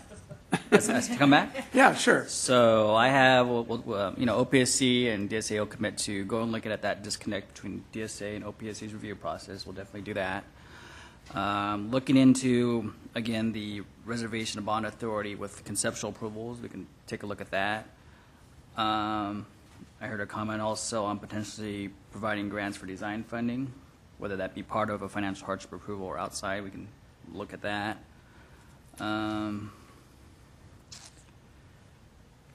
Grants for engineering design. The upfront, right? And, well, actually, I would say what I heard was, and what I experienced in my district was, that there were significant costs related to the seismic mitigation program, excuse me, that for engineering that were far beyond the standard amount that's given as part of a grant. And that the issue of whether you get the engineering grant up front was one issue that certainly came up. The other one was that I think one of the districts sent around something about all the money they'd spent doing the work. Is there a way that we can truly reimburse the costs, or whatever the state share of the costs would be, for projects that do go forward? I mean, I don't think a lot of us want to spend money on design grants for projects that aren't going forward, or engineering grants that aren't going forward. But if you have a project that goes forward and you've spent 8 times the amount that you would spend on a normal project because you had 3 steps, 3 engineering pieces, and not just a single set of plans, do we want to provide some way that we can more accurately reflect the costs of performing the work related to the engineering for the projects? Ian, do you have a comment on that? I guess I just, while I agree that we heard that it would be nice if engineering costs were covered from the program, I don't know that $200,000 or $300,000 was what we heard the difference is between a project being undertaken or not undertaken. I mean, maybe I could be corrected on that, but yeah. And if our focus is getting from phase 1 to phase 2 and 3, I don't know that would be on the top of the list, but it's certainly, I mean, it's something that we can look into, but in sort of keeping in mind with what are the things that will incentivize projects from progressing, to me that was more of a sort of, for districts that have navigated the process, that was a cost that they wish that they could have been, it would have been nice to be reimbursed for, but I don't know that it was something that caused folks to do a U-turn and to stop at phase 1 or 2, for example. I could be wrong, but that was my take. I could be refreshed on that. I think that for me, it's kind of part of the overall package. What I heard was that there was a disincentive that was based upon districts seeing that what they came out of from the process, from the funding, was not worth the effort. And so that may be just one piece of it. I mean, I think clearly what we heard more was the discussion about the minimum work required. Right, and so the disconnect or disagreement. The disconnect or the disagreement between what they thought they were going to get going in and what they got coming out. So the inability to plan because you wind up with less than you thought. So it has a trickle-down effect and affects other projects. But I think also there is, in some cases, I hear clients say they don't even have the money to undertake the initial studies, and they don't undertake the initial, even if they have the money to undertake the study, they may not have the money to deal with the repercussions of the results, the information you get from the study. Because if you get information that says you have a bad building, you may have to move kids out of it. And you may have, or you have other steps you have to engage in, and so you don't have that money. So if you may have enough to do the initial study, but you don't have enough to deal with the outfall of having done the initial study. So I think a lot of people don't go into it because it's potentially a large amount of money that you have to have in reserve, not just that initial engineering fee. Brad? When the paired projects are linked, there just seems to be some room to streamline or do something in there that, as Tova talked about, the roof can't be done because you are doing the seismic that involves the roof, or some way to make packaging multiple funding applications a little less cumbersome. Well, and this is a tough question because we're also in a situation at the state where we don't have modernization funds available, so you really can't even submit an application for funding. I mean, you previously could. Right. But there still could be active ones that an SMP could layer on top of when that's one of the list of. We certainly heard this. I mean, I heard this concern, but I thought it was part of a category related to the concerns about minimum work required not being correctly assessed. But are you saying it's a little? You're focusing on projects that have more than just seismic scope, but they have modernization seismic? Modernization, new construction, or, was it Indio High had CTE, seismic, modernization, new construction. Right, this district's. It just seems that, 4 sets of plans, 4 sets of, accounting columns for.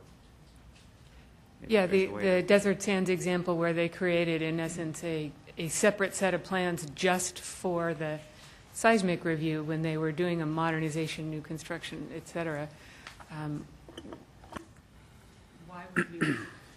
Why would you do that? You wouldn't do that normally. And it doesn't matter that there isn't modernization funding available if the districts have their own money to pay for the modernization portion.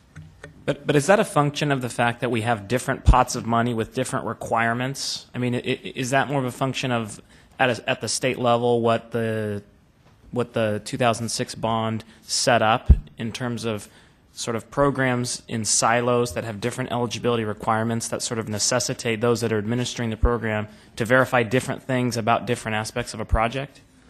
I mean, in other words, to what extent are we stuck with that? And maybe a broader sort of thing to overlay on all of this is what things do we want to change that would require statute, which clearly this body or the state allocation board can't address by themselves, and what things do we actually have some control of? I think that it's good that OPSC and DSA are committed to going back, and they're going to kind of align their processes to kind of see where there's some efficiencies. But I just wonder what kept coming to mind for me with the eligibility and kind of the multiple layers of plans might be a larger critique about the program as a whole, which we just so happen to have outlined 2 years in a row in the governor's budget.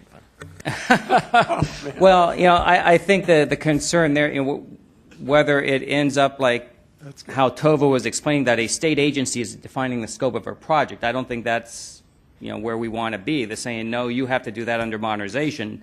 That gets a little problematic. Yeah. Yes. So I agree with Ian about the larger look at this because it is separate silos. Clearly, we've got disconnects between. But what I heard today over and over this morning was the lack of certainty of funding. And I think that reservation of funding goes a long way toward it. And and maybe this is a larger thing, but some level of formula or something, because it seemed pretty consistent. We may not like it, but if it's set up the way it is, and DSA says, hey, these things we concur with this work, that this is minimum work, but then OPSC seemed to be pretty consistent in saying, well, we're going to cut that by 40, 60, 80%. If the district said, okay, tell us what we're going to get, and then we can plan, we can budget. We know that we won't have to disappoint or have the equity problem with I won't be able to do a project down the road because, now I've planned, like what Tova said, she's terrified about getting cut so big, so large, in such a big amount. Yeah. So the lack of certainty really, even though we might not like it at the district level of, oh my gosh, it's perpetually underfunded, here's yet another program that's underfunded, but at least we know what it is going in. And I think if we go back and, what are we here for today? And the SAB was wondering why projects are falling off and not progressing past the SMP eligibility approval.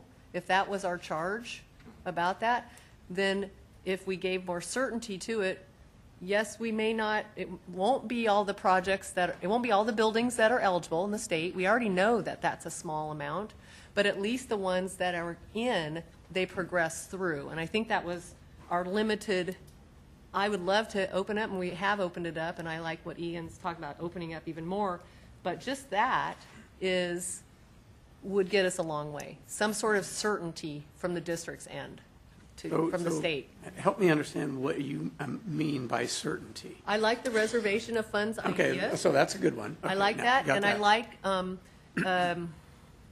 well, just that would take care of it, because then you've said, okay, here's going to be some funding. If you can't get that, at least you say, here's the level of funding that it's going to be. You don't do all this work through DSA, and then at the end it goes to OPSC and they say, no, you're going to get 40% of that. I mean, that's just, you've done too much work to get to that. Okay. It seems like certainty is it seems like it's twofold. It's the knowing that you're going to have funding at the end of the process, but then it's also not knowing how much is going to stand up to the litmus test that the preliminary estimate of the amount of funding will be.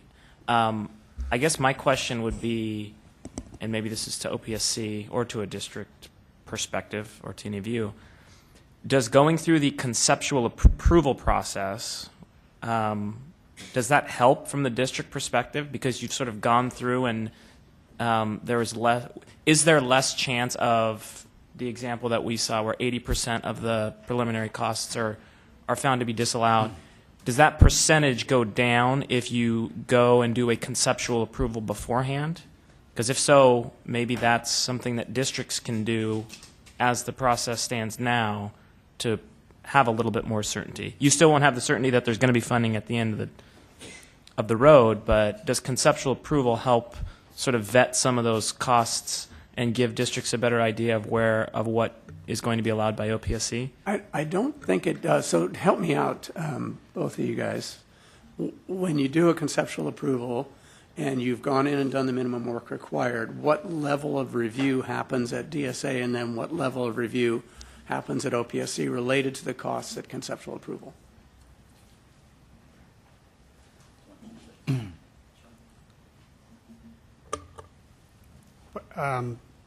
The level of work is what we have done in terms of assessing the plans to establish the minimum work at DSA. And so therefore, when we get to what our program is, whether it's part of the step 2 and whether it's our phase 2 for replacement or phase 3 for rehabilitation, we're evaluating the cost and what's conceptual to that at that time. So that is the stage at which you do the major DSA review of minimum work required, right? Would be before a conceptual approval, right? Isn't that what you? Correct. Yes. The work's been done at that point in time from our perspective. From your perspective, okay. And so when you guys get a conceptual approval application, what level of cost analysis do you do on it? We do the same that we do at funding. We go line by line through the cost estimate detail and compare as much as we can to the backup docs provided by the district. And so did I hear from districts that there was drop-off between, so it sounds like that should have been, if there was drop-off, it should happen right there, right? I mean, or is it happening later too? When you get the final plan set, don't you do another review then? Yeah, once we always preface our letters for conceptual, it's not a guarantee of the final amount until we actually see the plans align up to the measurements. Is it really 100 feet or 10 feet or whatever? Until we actually see the plans, we won't know. So we do clarify that it will adjust depending on what the final plans look like. And do we have any idea about what the difference in amounts that have been at conceptual? Are they higher, lower? I don't think we've compared. No We can look experience? into it. Yes. I would think that might be a good thing to ask, have the IMP committee ask OPSC, would be to give us that comparison between what they gave as a conceptual approval, what they were telling the districts were conceptually approved, and then what they finally came in at, and maybe that, then they could see why, we could understand why the districts might drop off or be so surprised or be terrified. Lee, just make sure I understand. I mean, there could be a lot of factors in that. Sure. I think you can find that the plans had changed significantly too. So I'm not sure you really can compare apples and apples in that kind of. But I like where you're going and making sure that we have some apple-to-apple assessments if there is a significant change, if everything was, remained the same as close as you possibly can from conceptual to final.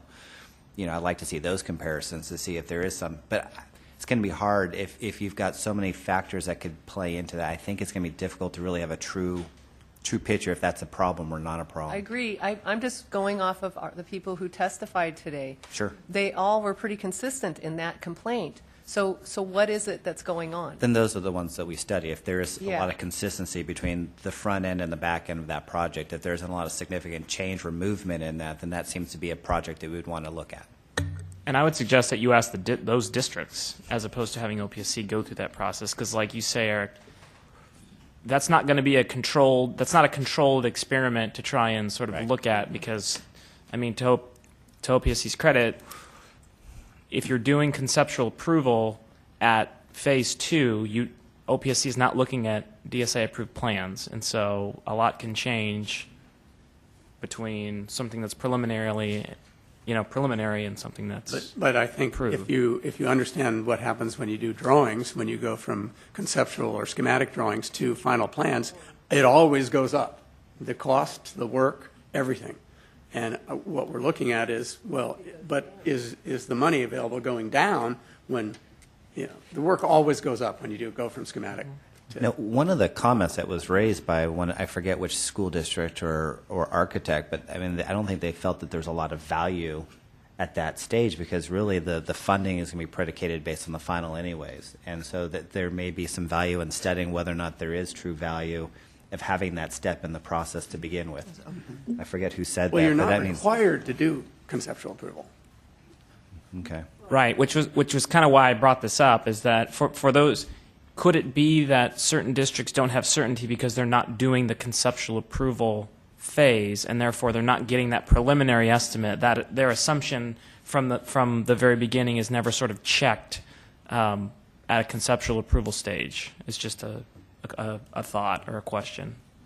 Well, but how will that affect buildings that are actually being demolished, that are only putting in a set of plans? I mean, if you think about it in that theory, your real project of a building that's being replaced, and you're putting in your set of plans that just give you contextual so that you can get your funding on that, that scope really didn't change.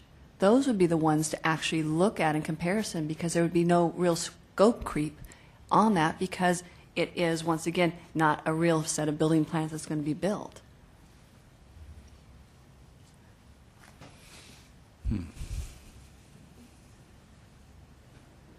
All right, I'm not sure where to go with that one, so.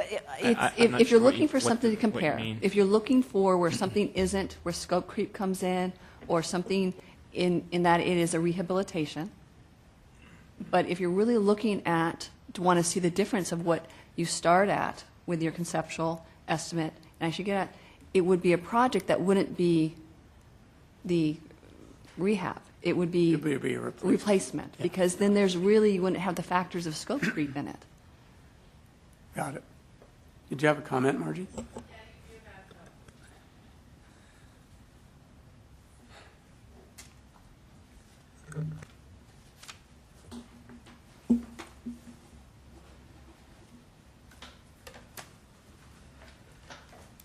So Margie Brown again with Garden Grove Unified. So we have replacement buildings, and we actually do have an issue of scope creep as we try to get the same number of classroom buildings that meet CDE requirements of 960 square feet or 1,300 square feet for labs or 1,200 square feet for a special day class, we run into issues with square footage growth, and more importantly, our biggest issue has been in toilet counts and the number of toilets and the square footage of toilets to meet the current building code.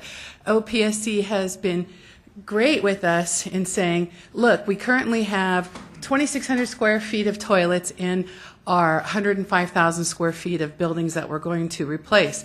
But current code requires that we put in 7,500 square feet of classrooms. So are you telling me I have to cut out 5,000 square feet of classrooms to meet code for toilets?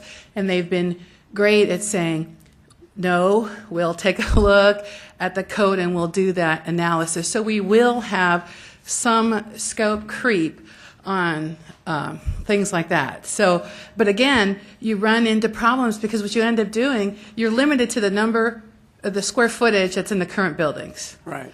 Under conceptual. So this, 100 this is for replacement. Replacement. You're limited to the same amount of square footage, although you have to meet Title V, you have to meet current code, and sometimes you can't get there, and so you end up building less classrooms. You still get 105,000 square feet, but OPSC has been great in letting us bump up the square footage for toilets. I thought that was very nice of them.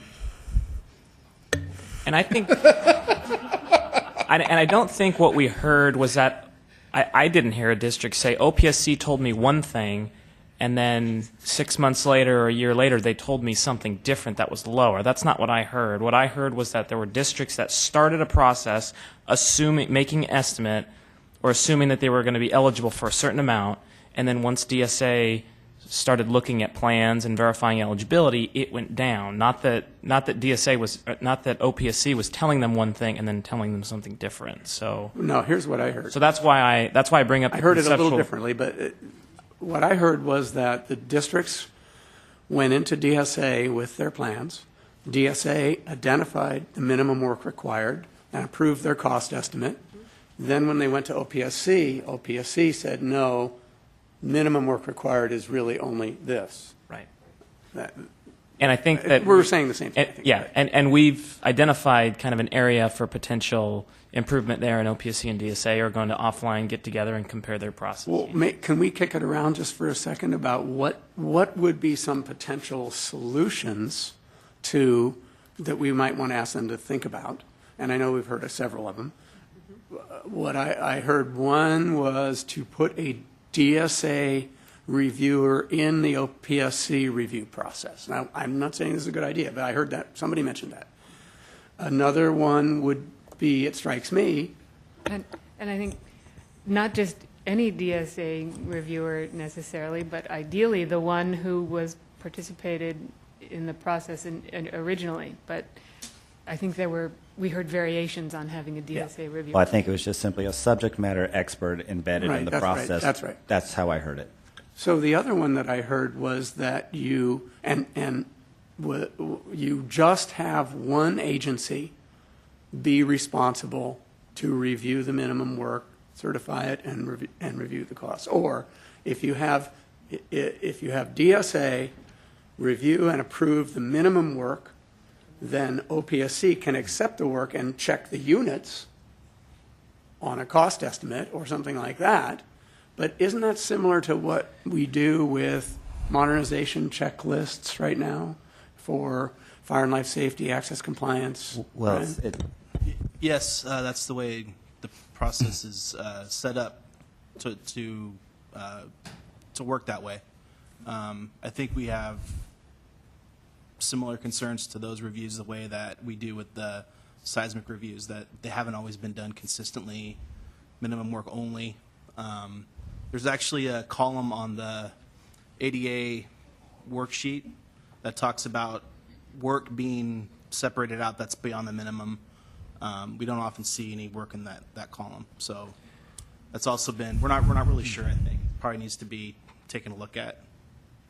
But yes, It's the same type of approach. It's supposed to be. Okay, yes. But didn't we hear differently? I'm sorry, Michael, but you talked about somehow districts putting in extra smoke detectors. So you actually questioned whether DSA was just sort of taking the plans as is, and I think that's part of the problem is that level of trust of an expert saying that and thinking the district is not going to spend extra money on extra smoke detectors. We got lots of other things we'd like to spend our money on to make that school a better functioning, better building. It wouldn't be putting in extra smoke detectors. So I'm not even sure, is that really, you're saying that that's true, but Michael, you kind of said, well, no, we'd like to really question each I use that as unit. a simple example, but no, I know, we but- actually have cases where there's these large-scale beams that districts are indicating they need to do seismic work for. And the architect said that, no, we need to do these, it's part of the upgrade, it has to be done. Then we've gone and, you know, our staff, they reach out to the structural engineers on the project, and they said, no, that, we don't need to do that, you know, for the same district. So we do see extra work thrown into the plans. And on that one, what did DSA say was minimum work? We didn't look at DSA on that one. But I think we talked about this earlier. You know, DSA has a new process now where they're going to attempt to identify minimum work versus extra work. That process, I believe, didn't exist in the past, really. I think we spoke to earlier, DSA was reviewing that they had at least the minimum work. Their letters didn't say you have only the minimum work in there. So to understand, the PVT team, are they engineer backgrounds? Do they have licenses? I don't believe they're licensed in that respect. They But mostly they do have construction construction experience, And, yes. and I'm sorry, and what, just construction experience as an estimator or as actual working in the field? I don't know their resumes. See, this is the problem I heard. It would be comparable to saying that OPSC is also checking educational adequacy of our classrooms, you know, and how we're designing them. And it just doesn't seem, it's like a redundancy in the process. And I'm just not sure that the qualifications of the folks at PVT can justify whether or not 10 feet or 20 feet of plumbing or piping or whatever is more than the minimum. And it seems to me that if it's a requirement to get DSA approval that I have to close a wall or I have to put my plumbing in a certain point, then that should be the minimum. And it just seems to go a little bit above and beyond. So, I mean, from a governance structure, you guys have a lot to work out as figure out who's to be the lead agency on that decision. Because from my standpoint, it should be with where the technical expert is. Yep, okay.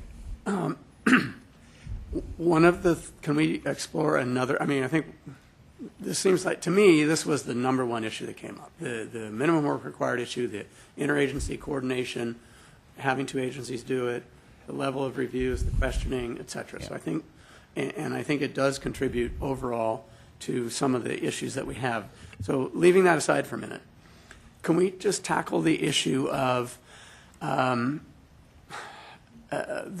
question that came up related to voluntary seismic upgrade work versus the requirement for the SMP that you bring the building up to current code, and so is there, as a follow-up, and this is a DSA thing, obviously, could we have the seismic program fund projects that essentially did just a voluntary seismic upgrade, but that upgraded the identified deficiencies only? Is that possible? And I guess you don't have to answer now, but put it down as something that I think from a DSA follow-up standpoint, is it possible that we could, because what I'm hearing here today is that we have a number of districts that are in the process, are discouraged by the process enough and by the low amount of funding that's available, that they're going to do voluntary seismic upgrades only on their own dime to take care of identified deficiencies. It strikes me that in some ways that's the minimum work required, is the identified deficiency. And so when we get into funding requiring everybody to bring the building up to code, and then all the stuff that goes along with that, and then we don't fund it adequately, that's creating a sort of dysfunctionality, it seems like. Is that a statutory requirement, though? I don't know if it is or not. To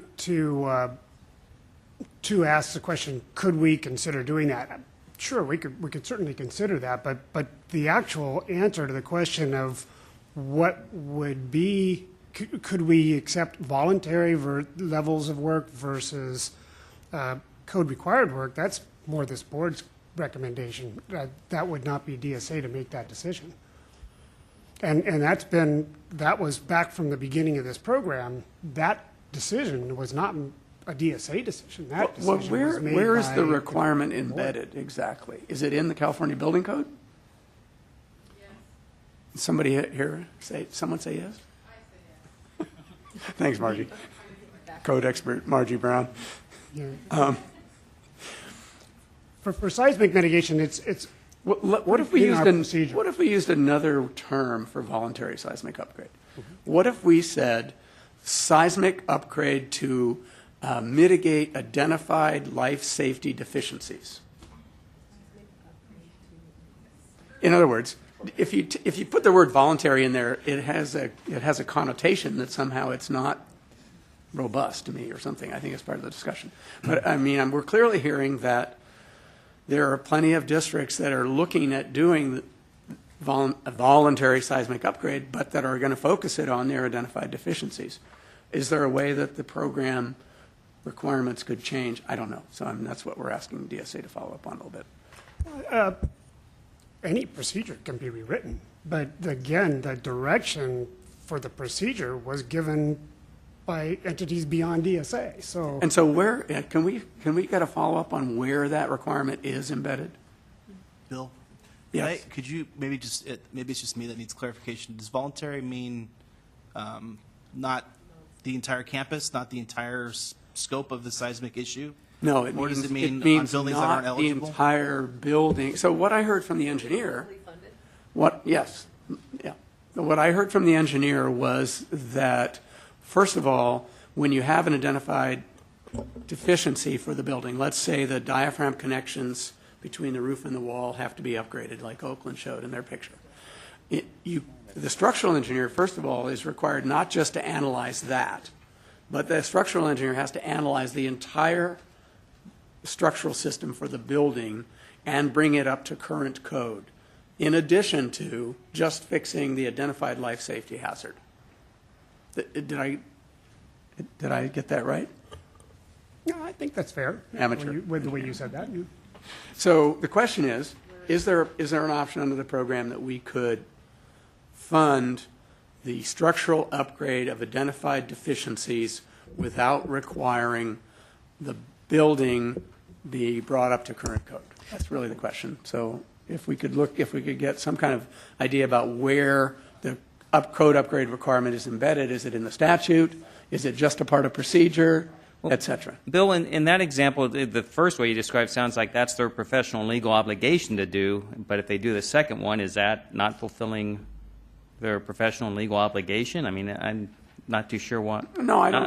I'm neither architect nor engineer. There you go. So. Okay. It just seems different, two different types of standards, depending on who's paying, seems odd, but.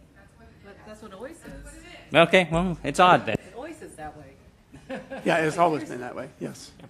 Well, I mean, I've done. I know, but Yeah, okay. it's not getting funded. Okay, so other DSA things. I do have one, Okay, just a go little nugget. It was, one of the requests was to see if there's a way to, and I'm not sure what the group thinks about it, but it just seismic priority at DSA in terms of the plan review was one little, to speed up the process. I think it was in part of the conversation that it took 8 to 9 months, which everyone said fairly much that it was a fairly efficient process at that length. But still, it seems like that was a point that was raised, so I thought we should add that to the list. No, I agree. That was one I was looking at too. Bill? Yes. So is it my understanding it's an option to do the conceptual approval? And we had talked about sort of, wouldn't it give school districts more certainty, perhaps, if we could get the DSA OPSC Connect to happen, so they're agreeing on what the work is, that everyone must go in for a conceptual approval so you know the level of funding. I think the uncertainty is a really big issue. I personally doubt that any district wants additional requirements on these projects. I simply just thought, I brought it up as sort of for certain districts, could that provide more certainty? But I think adding an additional required step, not that districts haven't expressed enjoyment of working with OPSC, might not be something that would be supportive. Oh, okay, so how do we get a level of certainty? Well, just to step back, I mean, I actually found when I was at West Contra Costa, especially, that the conceptual approval, notwithstanding that OPSC always, reminds us that it's not a guarantee of state funding, it actually did give some certainty to me and to my board, in that I had a pretty good idea about where we were going to end up, and we ended up about there. Now, it was a replacement project, so again, it was funded on square footage of classrooms and toilets. So it's not subject quite as much to this issue of cost reduction, partly because the cost to repair this building were so astronomical that it was just a walk away. But I did find conceptual approval to be very helpful. The board liked it. It provided certainty. It made it easier to go forward, I thought. But not that but I don't disagree with Ian. I don't think we're in a situation right now where we want to add a requirement that you must do that. I think we're trying to simplify it. If that conceptual approval resulted in certainty, it would be, people would do it. Yep. And they would do it gladly. How long would they want that certainty for, until funding app?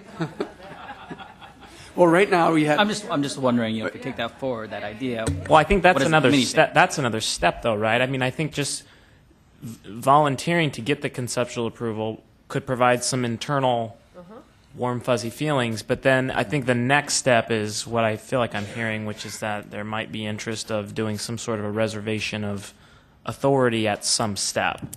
It sounds like there's not a 100% success rate between conceptual approvals and ultimately getting funding. So maybe that's not the right step. I think that's a separate conversation altogether about when to Bill, just real quick. do something. Sorry. On the issue of the conceptual, some districts go in for conceptual, just why, versus going full board. I'd just be curious to know if that, in the reasoning that they choose one or the other, is some reason why that they're not moving forward. Maybe there's some other element beyond just necessarily the program. I don't know that we have information about projects in the seismic program not moving forward. We have projects in the facility hardship program, which has conceptual approvals that are not seismic. I don't think we have any projects, do we, that have conceptual approval in seismic that haven't gone forward? Not conceptual. We had one that got full unfunded approval for seismic, but they ended up getting two non-participation occurrences, and they fell out, but we don't know why. Yeah, we do know why. It's because the board they didn't get enough money to make it worth their while to go through the project. That's what their board meeting notes said. I looked online, but so there isn't enough data. No, we don't have enough data. I'd just be curious to do that. Seismic priority. So no bin time at DSA, or you go to the head of the line at DSA. What are any other stuff that you have, Michael, that we've identified or that was identified by the speakers that we want to follow up on? I also had prioritizing the seismic projects for getting the cash after they actually get an unfunded approval too.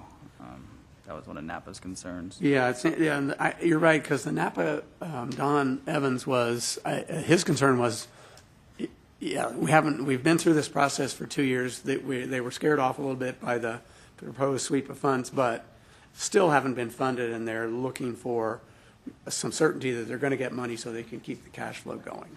So if we were to prioritize seismic projects at the state allocation board, how would we do that?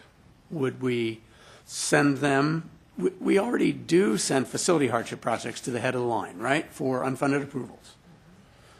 So that's already taken care of. So this next step would be, could you prioritize them for cash?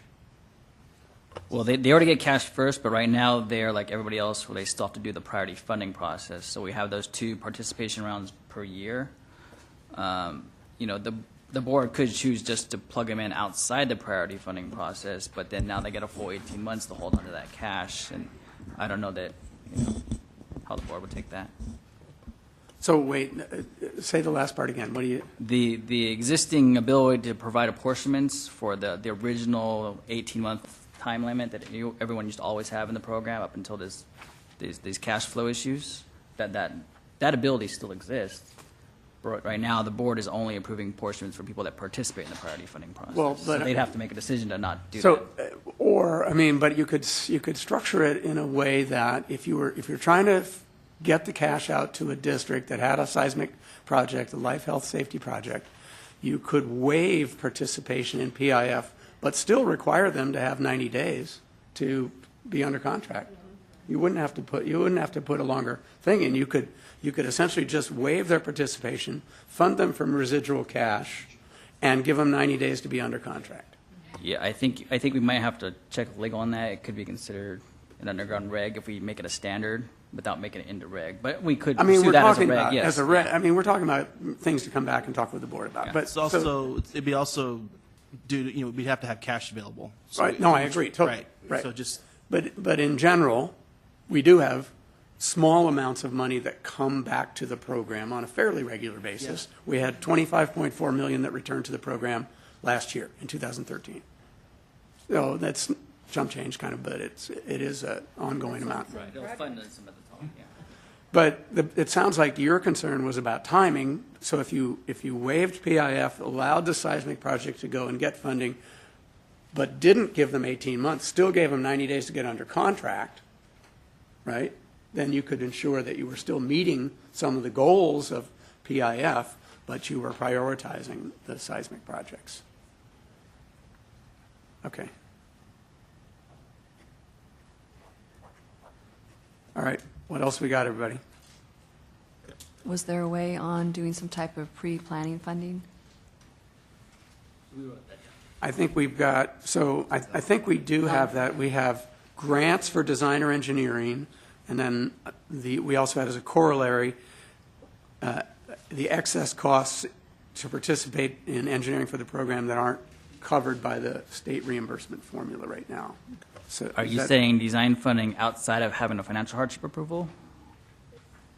Yes. Okay.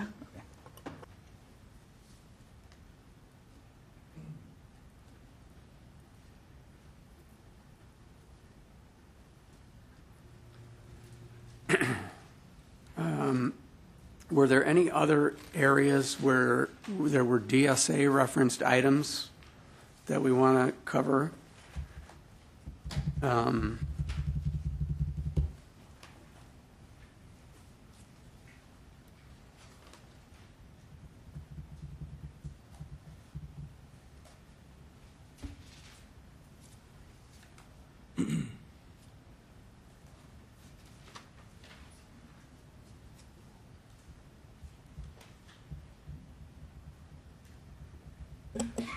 Bill, can you remind me real quick? I'm looking at a note. It's not related to DSA. It was just more in terms of the rumors and CBO stopping the funding and all that good stuff. What was the final outcome of the budget in terms of, you know, this program? Was there a deadline or a timeline by which this is going to be revisited? I think. No. No? We just have Just a report. Right. Just a report that's That's due. it? Yep. The other programs had a deadline, but not two that were- seismic. CTE and HPI are swept But as not of seismic. January 1st, January not 1st. seismic. And that's it? Okay. Not ORG as well. You knew that one, though. So part of reporting back to this, maybe we should take a second, and this is not necessarily a follow-up for OPSC, but I think when we get back to the board, and eventually as part of the legislature, we certainly heard from districts about some of the issues that they face that are local issues that are preventing them from going forward, right? I mean, we heard from Napa Valley, cash flow issue, and that was connected to the state piece, but that was available funds that they have were not enough. They couldn't do all the projects at once. And so local funding capacity, We also heard, I think from Garden Grove, we heard the issue about local capacity internally, staff capacity to complete or to initiate the projects. And we also heard about prioritization, right? And we heard districts, so Garden Grove they had how many buildings? I can't remember how many they had, but a lot. Yeah, that's right. And they focused on, they had their engineer go in and prioritize the ones that they wanted to go forward on, and then they have their other ones still out there, and so questions about whether they go forward, but they made a local decision about prioritizing the projects that they thought were the most hazardous, I guess, if that's the right word, not necessarily. But so we did hear 3 local, I think, pieces of this, and I don't know if anybody had any more, but we should make sure that's part of what we report back eventually to the board. Bill, just the larger thing about, it was mentioned several times, including myself, about just how many districts, how many buildings are on that AB 300 list, which is what a lot of people take as the beginning of this whole thing, and how many of us are not moving at all on it because of this, the complexity of the program, all the things that we've talked about today, and there's thousands of buildings out there that are sitting out there, and this program isn't addressing those. So that's a bigger one, but it certainly is part of this. If we're talking about safety, if we're talking about having kids be in safe buildings and up to code or educationally adequate, all of those things, this program's not accomplishing that right now. And we're just looking at a small little piece of the problem.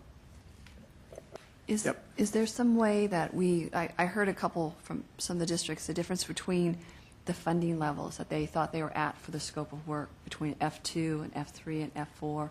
And I think it was Oakland brought that to how that was funded and stuff. Is there some way that we all can make sure as we go forward, either out of DSA before coming, of what is that level, so that when they know and they come in for funding, that they believe that this is a complex scope of work, that it will be funded at F4, F3, as opposed to, oh, you're just removing that small thing there, and they just give you funding at F2 level, which is lower. Normal project, okay. So what the heading, I guess I would put that under, and it raises actually a larger question for me, is what are the guidelines for estimating these projects? Are they available? Are there guidelines for the program for cost estimates for allowable expenditures that OPSC's published? I thought, my understanding is that OPSC coordinates with the Real Estate Services Division within DGS, right? No. To estimate. We have our architect's submittal guidelines, which includes the types of eligible costs we can allow. When it comes to the F2, F3 issue, we typically fund all of our facility hardship and seismic projects at F2. If the district is requesting a higher level, then we will seek, sometimes we have in the past, assistance from RESD, Real Estate Services Division, that have professional estimators and engineers and things like, qualified people to make that determination. We've done that in the past a couple times. Have you ever reached out to DSA on that since they approved the plans? Not to this point. Okay. Okay.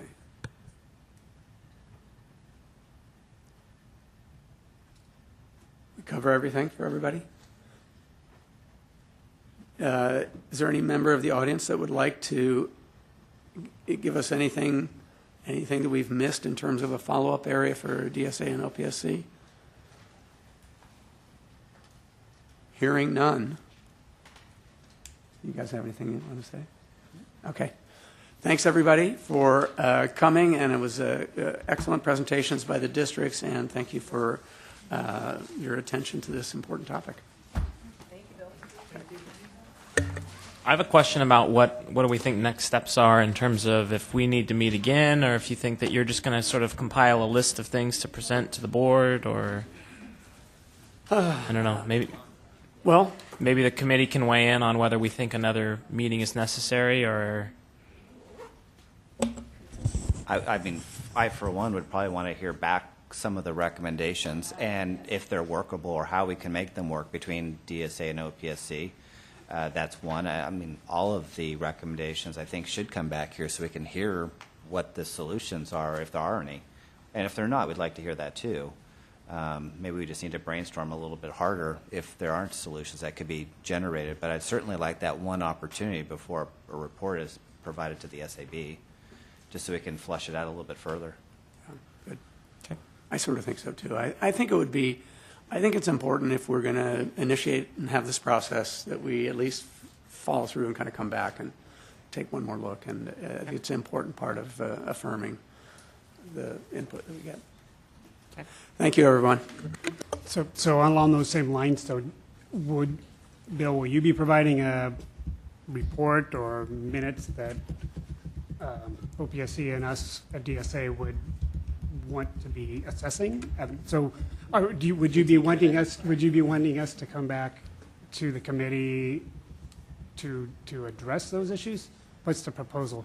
I think the proposal is we've got a list of follow-up items, that some of which are interagency collaboration, some of which are DSA issues, OPSC issues. I think, let me confirm with the powers that be, but I think the best proposal from my standpoint would be that we'd have one more meeting where the two agencies could report back on what seems fruitful, what approaches might work, some of the things that you're both looking at in terms of a better coordination of the system, et cetera, and then that there'd eventually be a report to the board. Bill, I think he was asking about how is he going to get information?